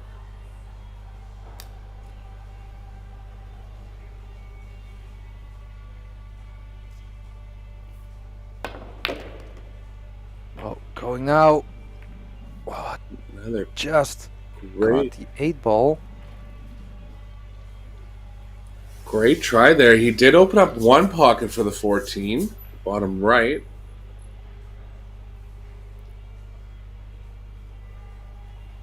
So he could attack here. If he feels that's the only option, but as you can see, he thinks there's another path. Cue ball. Wow. Oh no. And the cue ball in.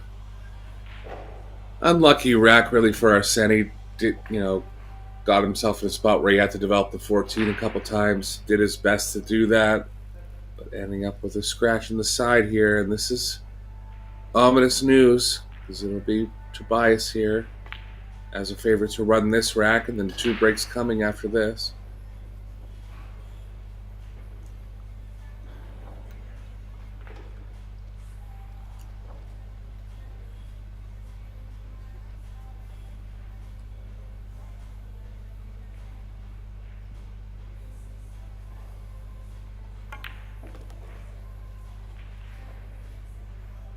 Opens up the 1 nicely. He's on the 7 if he likes. He'll avoid the 3. Pretty sharp going into the side.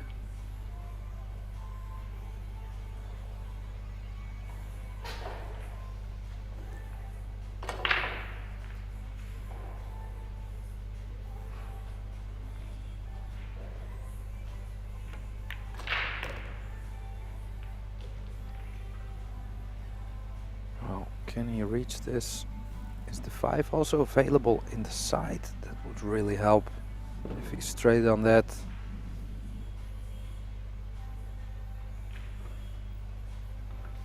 Yeah, I think the cue ball's moving just a little to the right, so he's going to off the 5, so he's going to try to get a little straighter on it here.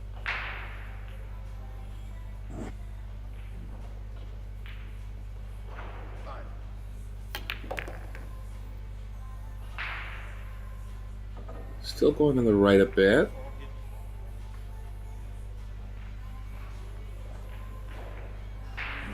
This is very Could take doable. 4-3-5.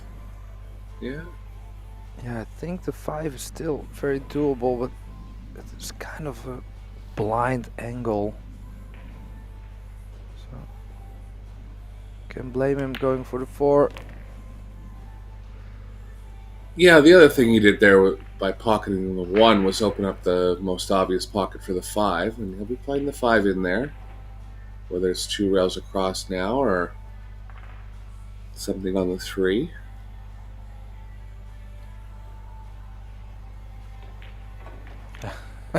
He's walking up and down. It's right in Make between up his both mind. shots, really.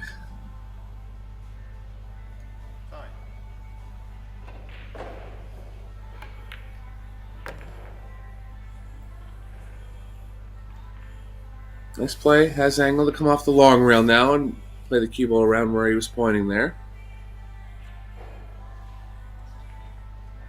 So Tobias taking advantage of another half stake from Arseni. Hasn't really been missed balls or anything for Arseni, just not getting all the way through the rack or not getting a start to the rack.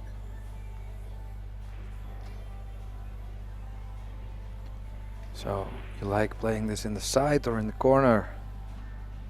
Oh, there you have Tobias's answer. Yeah, just giving some respect to how tight these Predator Arc tables are in the middle.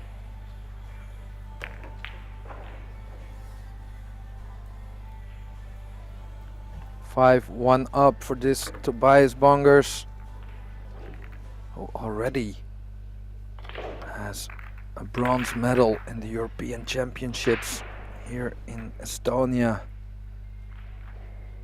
So, can he get another medal or even take home the trophy?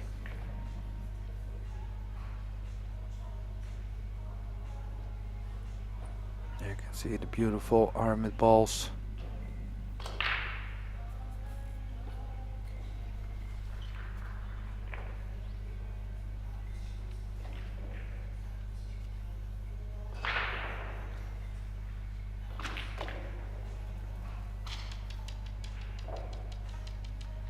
So it's Tobias's turn for breaking.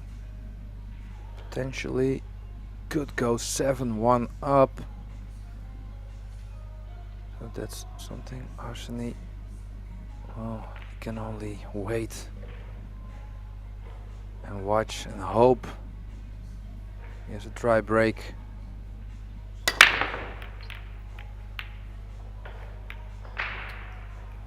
Looks like there's one coming here, nothing down.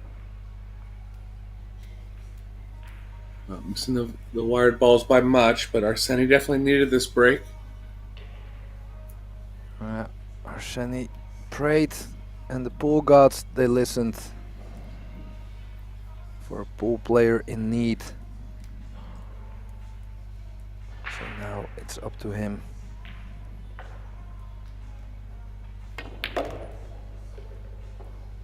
Oh no. Just want to get That behind the looks 12 horrible. here. And it could be even covered on the 2. He's covered on the 3 for sure. Unless it's some kind of illusion. He's still looking over there. I think he's got to go up to the 2.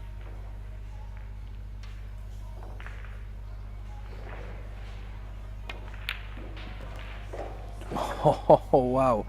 Doesn't wipe his feet.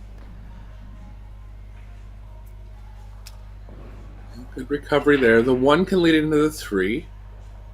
6 can lead into the 7. 8 ball is going to be tough. Is the 8-ball available in the left side? Might be.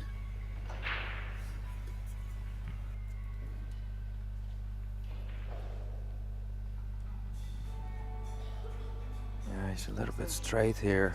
Or, sorry, a little bit too big of an angle, so has to go up and down.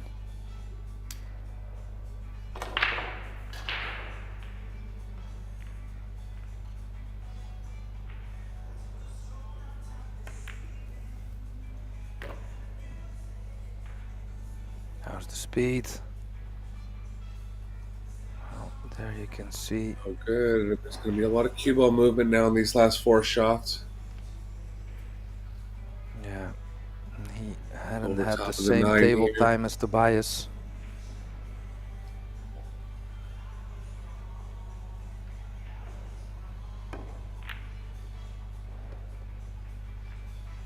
Nice play. Does have the proper angle to come back for the 7.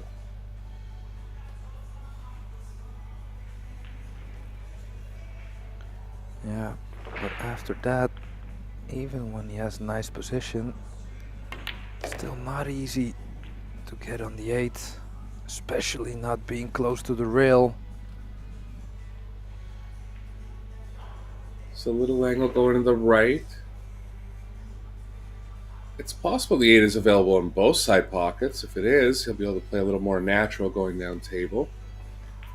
Yeah, maybe we can have an overview shot to see.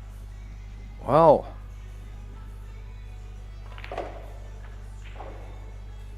This is close on being a legal hit. He would have never played for it if he didn't think it would be. Well, Good played shot. it very well.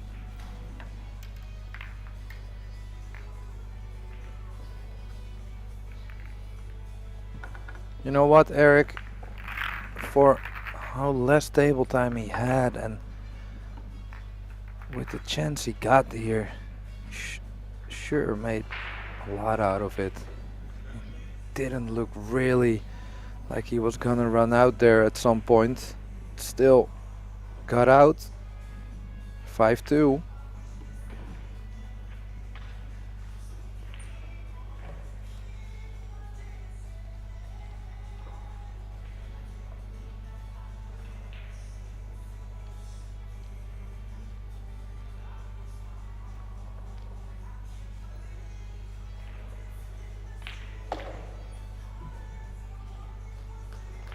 It's coming up dry on his 4th break.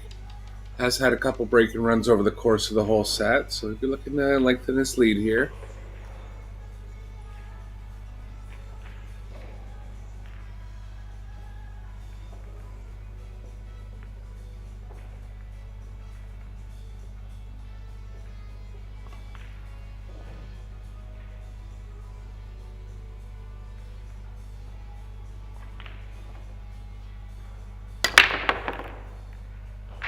Nice hit. It's a very nice hit.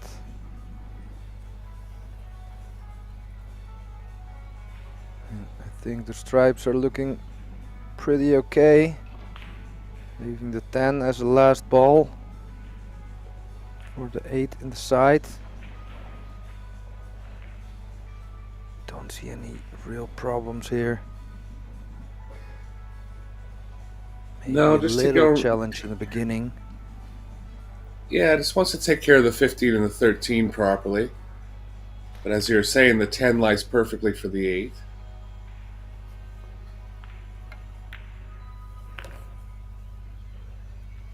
Perfect bump. This was it for me. I think this was the key shot. Getting nicely on the 13.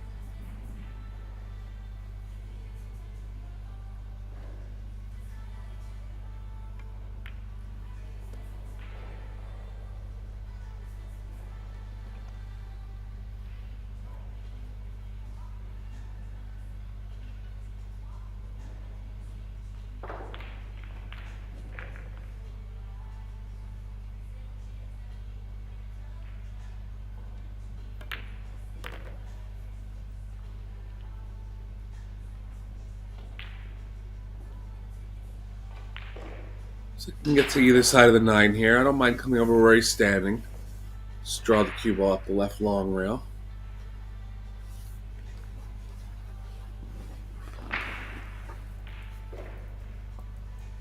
Yeah. Just have to be a little bit careful with this position.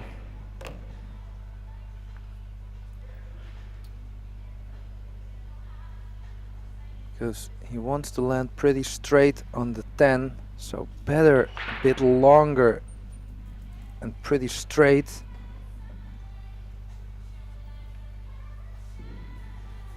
Yeah, especially with the 10 being so close to the rail, these shots can be deceiving. You really want to be on the straight side of these balls.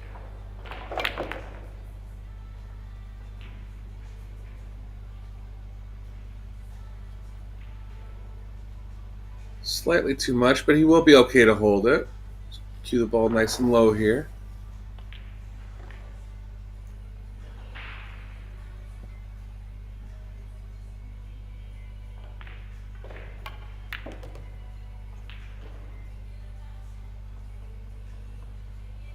Nicely played, and bringing his lead back to 4 games now. Breaks will be back to Arseni.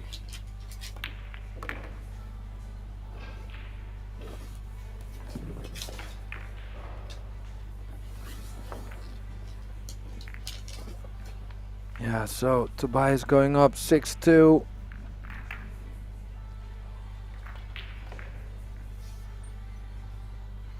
In the meantime,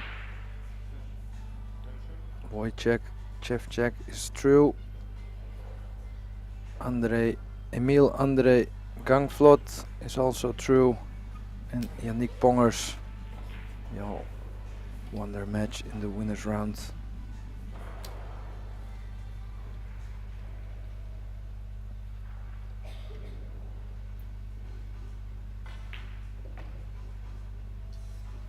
Good shot there, the beautiful arena we have in Tallinn.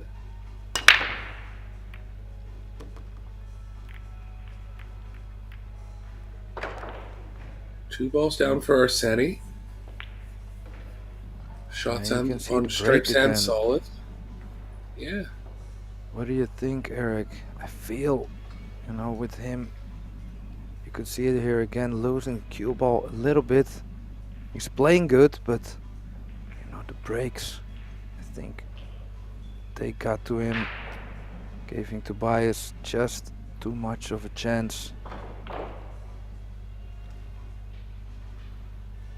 Yeah, I don't mind starting with the 9 here and then running the cue ball into the 8-12. Looks like he's thinking about solids first. I'm really worried about how the 8's going to develop if he does take the solids. Looks like he might be drawing back into it right now.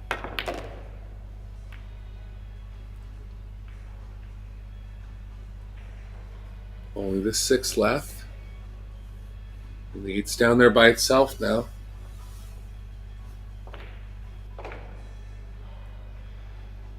Yeah, it's a lonely spot. Well, maybe you can do something with 1, but again, another hard layout for Arseni.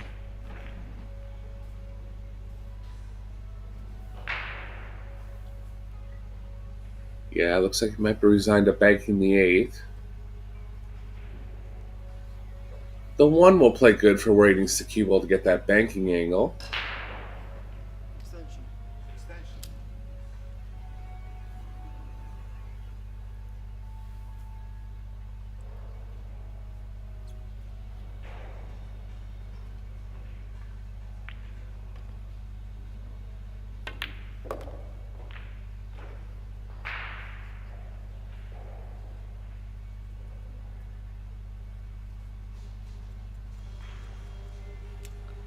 Yeah, it's gonna be tough. Although he has a nice game plan, it's always tough to run these balls.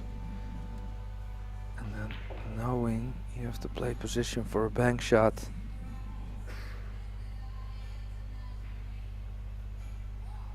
So now he is looking, can I make something happen?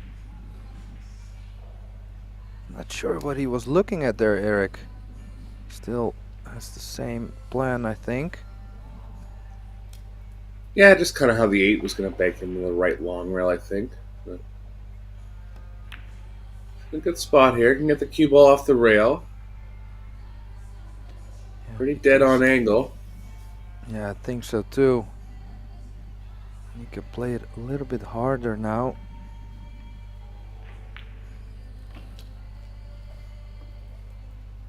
Doesn't have to play position here, so he can focus all in on the banking angle.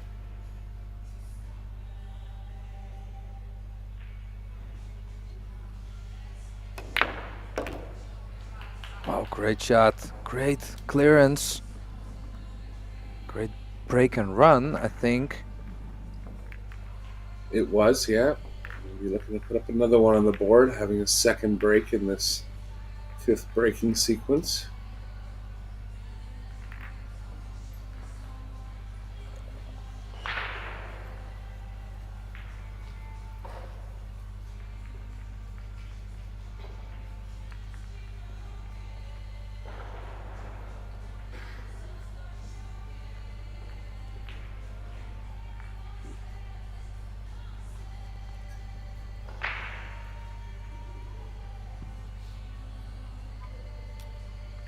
So really needs this rack on the board. Because if Tobias wins this one, he goes to 7, and then he will get 2 breaks for the last point, which, well, you would think He has a good chance of at least making one break and run, seeing the way he plays. Almost scratched here again, up in the top left this time. But just hitting the rack a little less squarely is not leaving him with ideal dispersion off the break on all breaks, making things tougher on himself. Yeah, they could see Tobias staying in focus, knowing he's gonna have a chance, at least one chance, to win the match by breaking 2 times. He would like to come to the table this rack.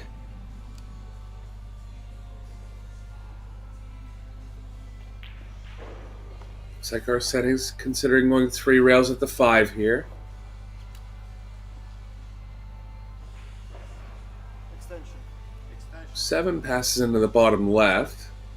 That'll be, so it's a 6 if he happens to get on it. So a couple balls playing where the cue ball is likely going to end up, where he could get on them. Main thing is developing the 5 here. If you don't hit the 5 in the proper way, it can still stick on the 15.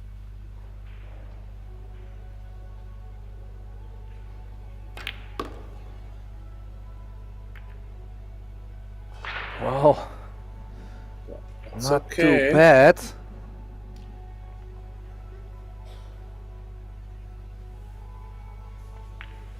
Might be forced to take it in the side. Even if he does, the cue ball's kind of coming out a little too much, where the 8 can get in the way of the 6.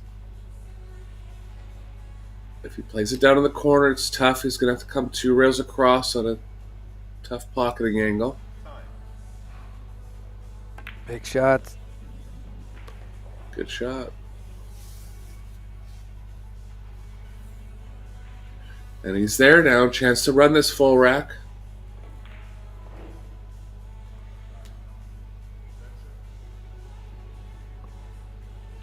Wow, what a break and run this would be.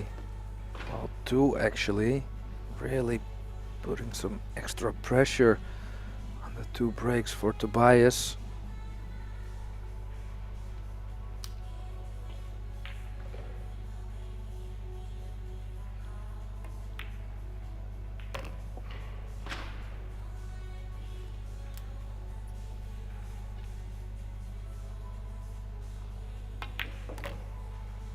Well, Arsenij did just what he needed to do.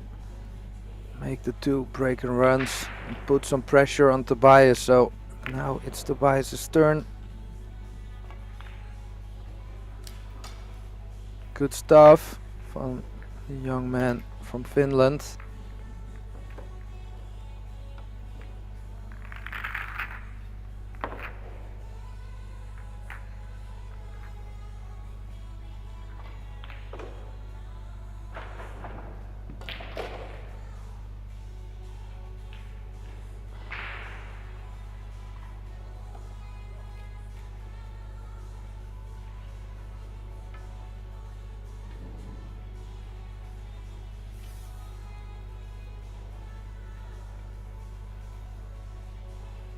Tobias' last break of the match was his best.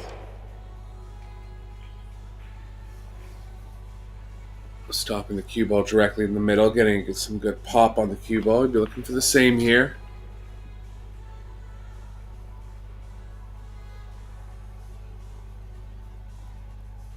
Wow, there you can see the 8 tattooed on his hand, if that tells you anything. Could say that he's ready to play some 8-ball. Need a ball on the break. This is Not exactly there. what Arsenij hoped. Yeah, a little off square to the right.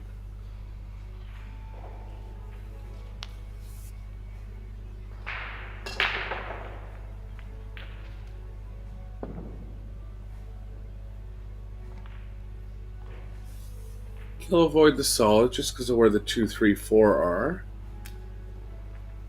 Doesn't have much for opener on stripes though, so it looks like he is going to go at the 5 here.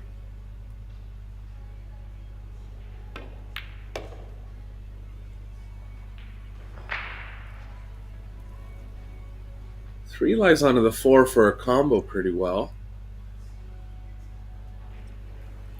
I don't think you'd want to shoot it first. You'd want to shoot the 2 first because the 3 could end up with the 2 in a funny way.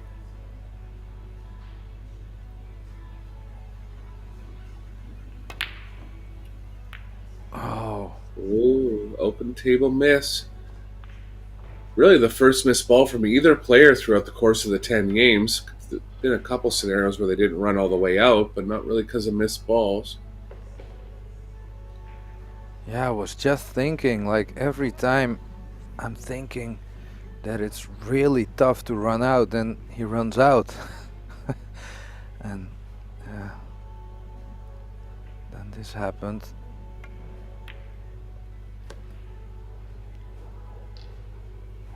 So big chance for Tobias here. He doesn't wants this to be close like us, Eric. He wants to close this out.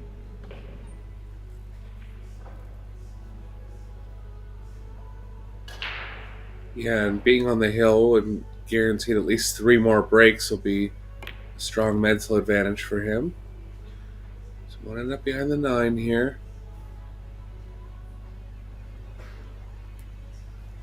It's okay. Choice of balls now, 14 or 9. Really Yeah, just so getting at the 10 and 11. except for the 9 ball, it's like a kind of a one pocket drill. Oh, going into the corner, laying in the kind of rainbow.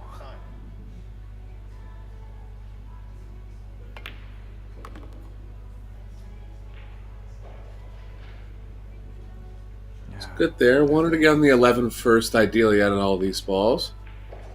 He has. Looks like he has a small angle going to the right.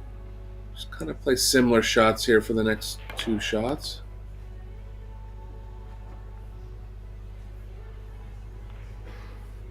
A little too much angle. He's going to want the cue ball to be playing in between the 14-11 here.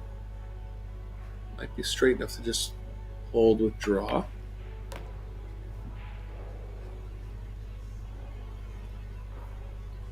Nicely done, and looking good to get on the hill now.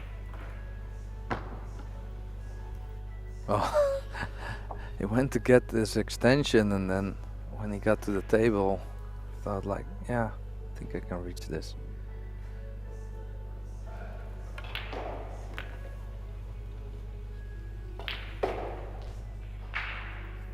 So a little bit speed sensitive this shot, but because he's so close to the object ball, should be fine.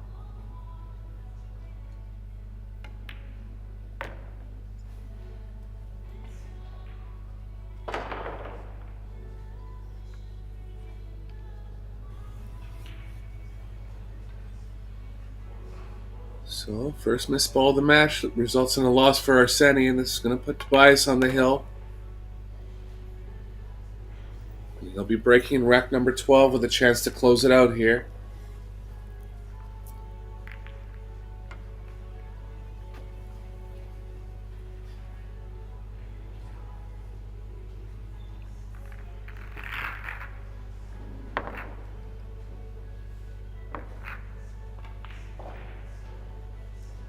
Funny, you can see it on his shirt. That's a Dutch pool hall where I think he got sponsorship. So of course Tobias is a German player, but he also plays competition, team competition in the Netherlands.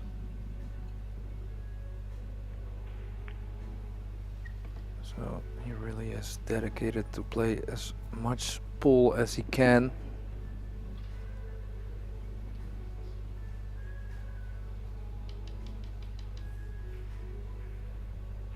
Also makes his own cues, so you could say he's a real, well, pool hall junkie, you could say.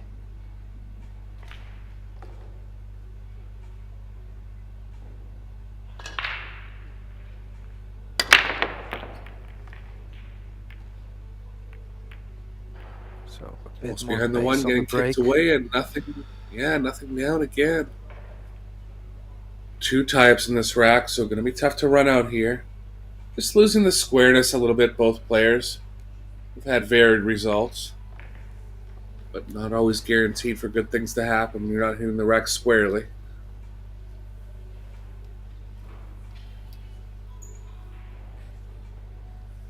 So would be something to see him run out from here with the 5 and 6 being so close to the 10 and the 13.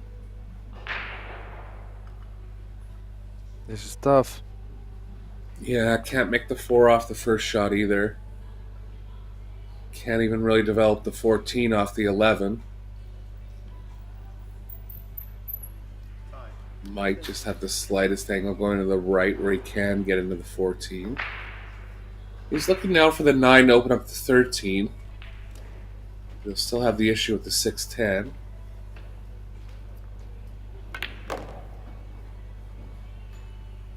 So does he want to bank? Yeah, bank and open up.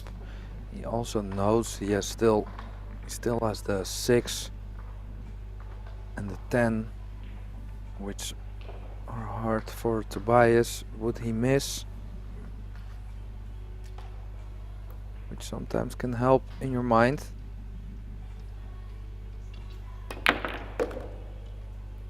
Oh, he played that good. Yeah, a couple banks now that he's fired in at high speed.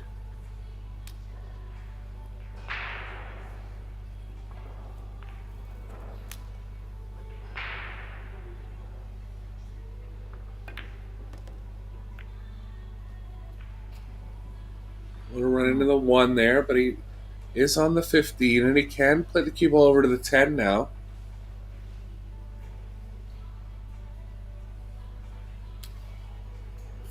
Past the 4 in the bottom right. He's got a chance to get all the way out here, Pascal. Gonna have to come up with a good shot now. Well, made sure of the pot. And Yeah. just like you said, this is looking pretty good. So we can really see this young man being high level, you know, firepower. Really is not afraid to go for the run out. The only thing lacks in this match is the break, I feel. Yeah, agreed. Definitely has a lot of offensive upside.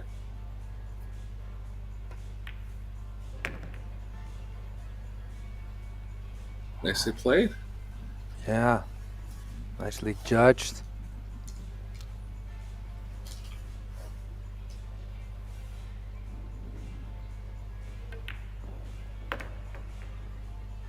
So if you take away the 2 scratches on the break, you only have that 1 miss, and the rest was pretty amazing stuff from both players.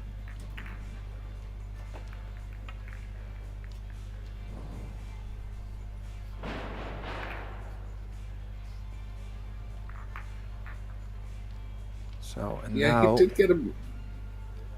Go ahead. yeah, sorry, go ahead. I was just going to say he did get in that one spot in the middle of the set where he was trying to get on the 11 and he got below it and was forced to kick a ball in. But other than that, he's got out on pretty much every chance he's had. Yeah, and it's 7-5 now, so Tobias is certain he's gonna get back to the table, but well, if he's unlucky, it could be on hill, shaking hands, wishing the other player luck in the last rack. Yeah, and hasn't made a ball in his last 2 breaks, so bit of hope here for our setting. So still needs to find that control on the break.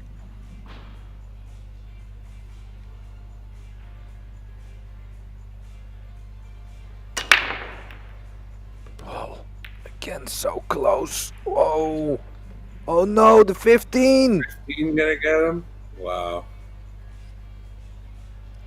Wow. Yeah.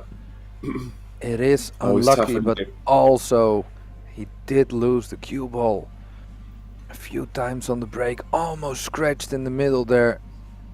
Just stayed up, and there, well, I think came Tobias's ball pushing the cue ball in. Can be cruel sometimes, this game of pool.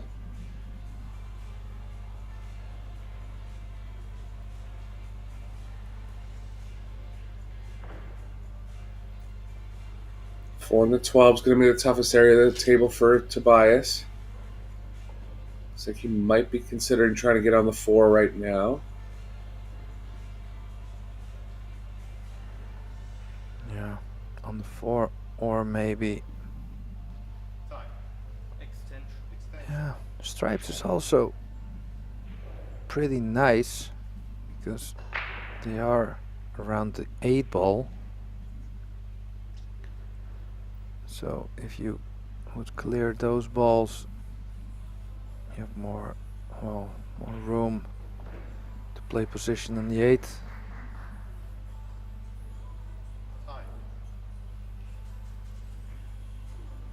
A little indecisive here, running down near the end of his shot clock. Oh, the clock got him. Just the indecisiveness. It was the clock who got him. And look at the position where he left the cue ball, Eric. Yeah, he's left our setting right on the 4 here. As you were saying a short while ago, the 8 is going to be a little tough, especially now it's blocked by both corner pockets. So maybe going for the 13? Could. If he does decide to play solids, you can use the 1 to get on the 8 in the top left at the end of the rack, but you're right.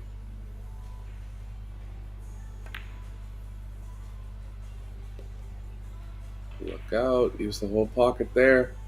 Yeah, that was tricky.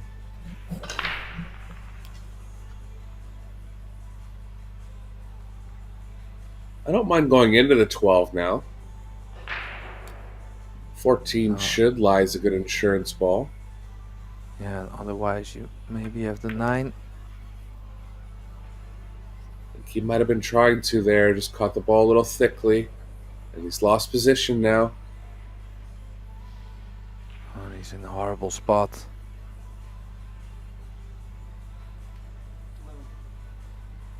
So is he jumping at the 14?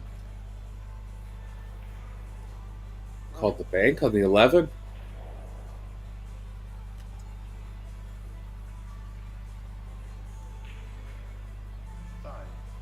Oh, is there a gap? I was thinking there could be. Oh, Not so but this is there. pretty smart what he did there. Played it soft, so he had a chance of a ball staying in front of the pocket.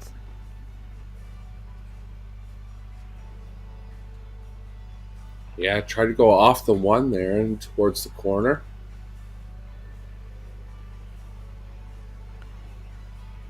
So Tobias going for the bank shot.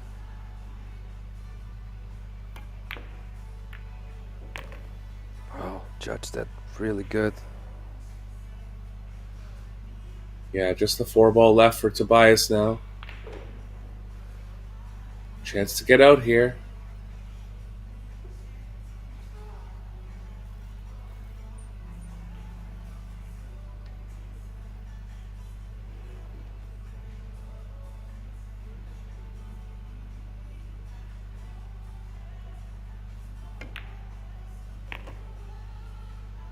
Oh, great camera angle.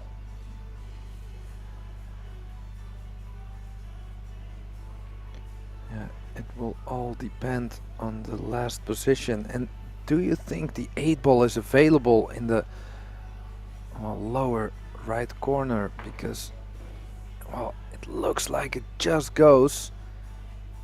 Because when he has a little angle on the 4, he could bump into the 12, but I think it's gonna He's going to do it Oof. now, and that was a Yeah, smart play, just in case things went bad on the 4 on the last shot. So, looking good now.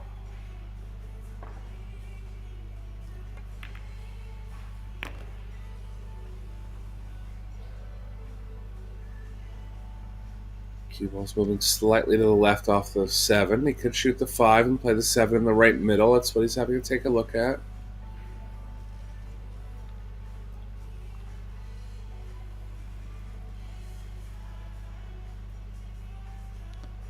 big shot. This shot, well, probably for the match if he shoots it good, if he plays it good. Wrong angle though, so not over yet. Still a little bit hope for the Arseni fans. Yeah, I think the cue ball's going a little too far down table if he just legs it in, so he's going to have to come around 3 rails here.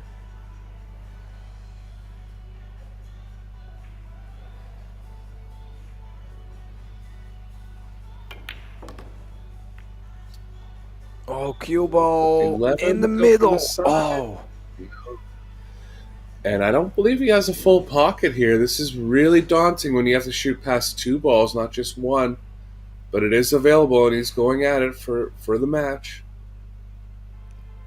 well, it is way better than scratching in the middle. A chance to win the match, and it's there. Yeah, off the 14. What a match. Well, there you have it. This was the last match of the day. There you could see the relief on Tobias's face. Well, Arseni going to lose round. He played really good. Just the break wasn't really there. So tomorrow we're gonna provide you with some other pool. Well, a lot of pool to be said from 9 local time. My name is Pascal de Smit. I was joined by Eric, and I'm gonna try to do it as good again. But I was joined by Eric Jorlefson. That's right. Thank you all for watching, and we'll see you tomorrow. Thanks. Okay, have a good night. We'll see you tomorrow.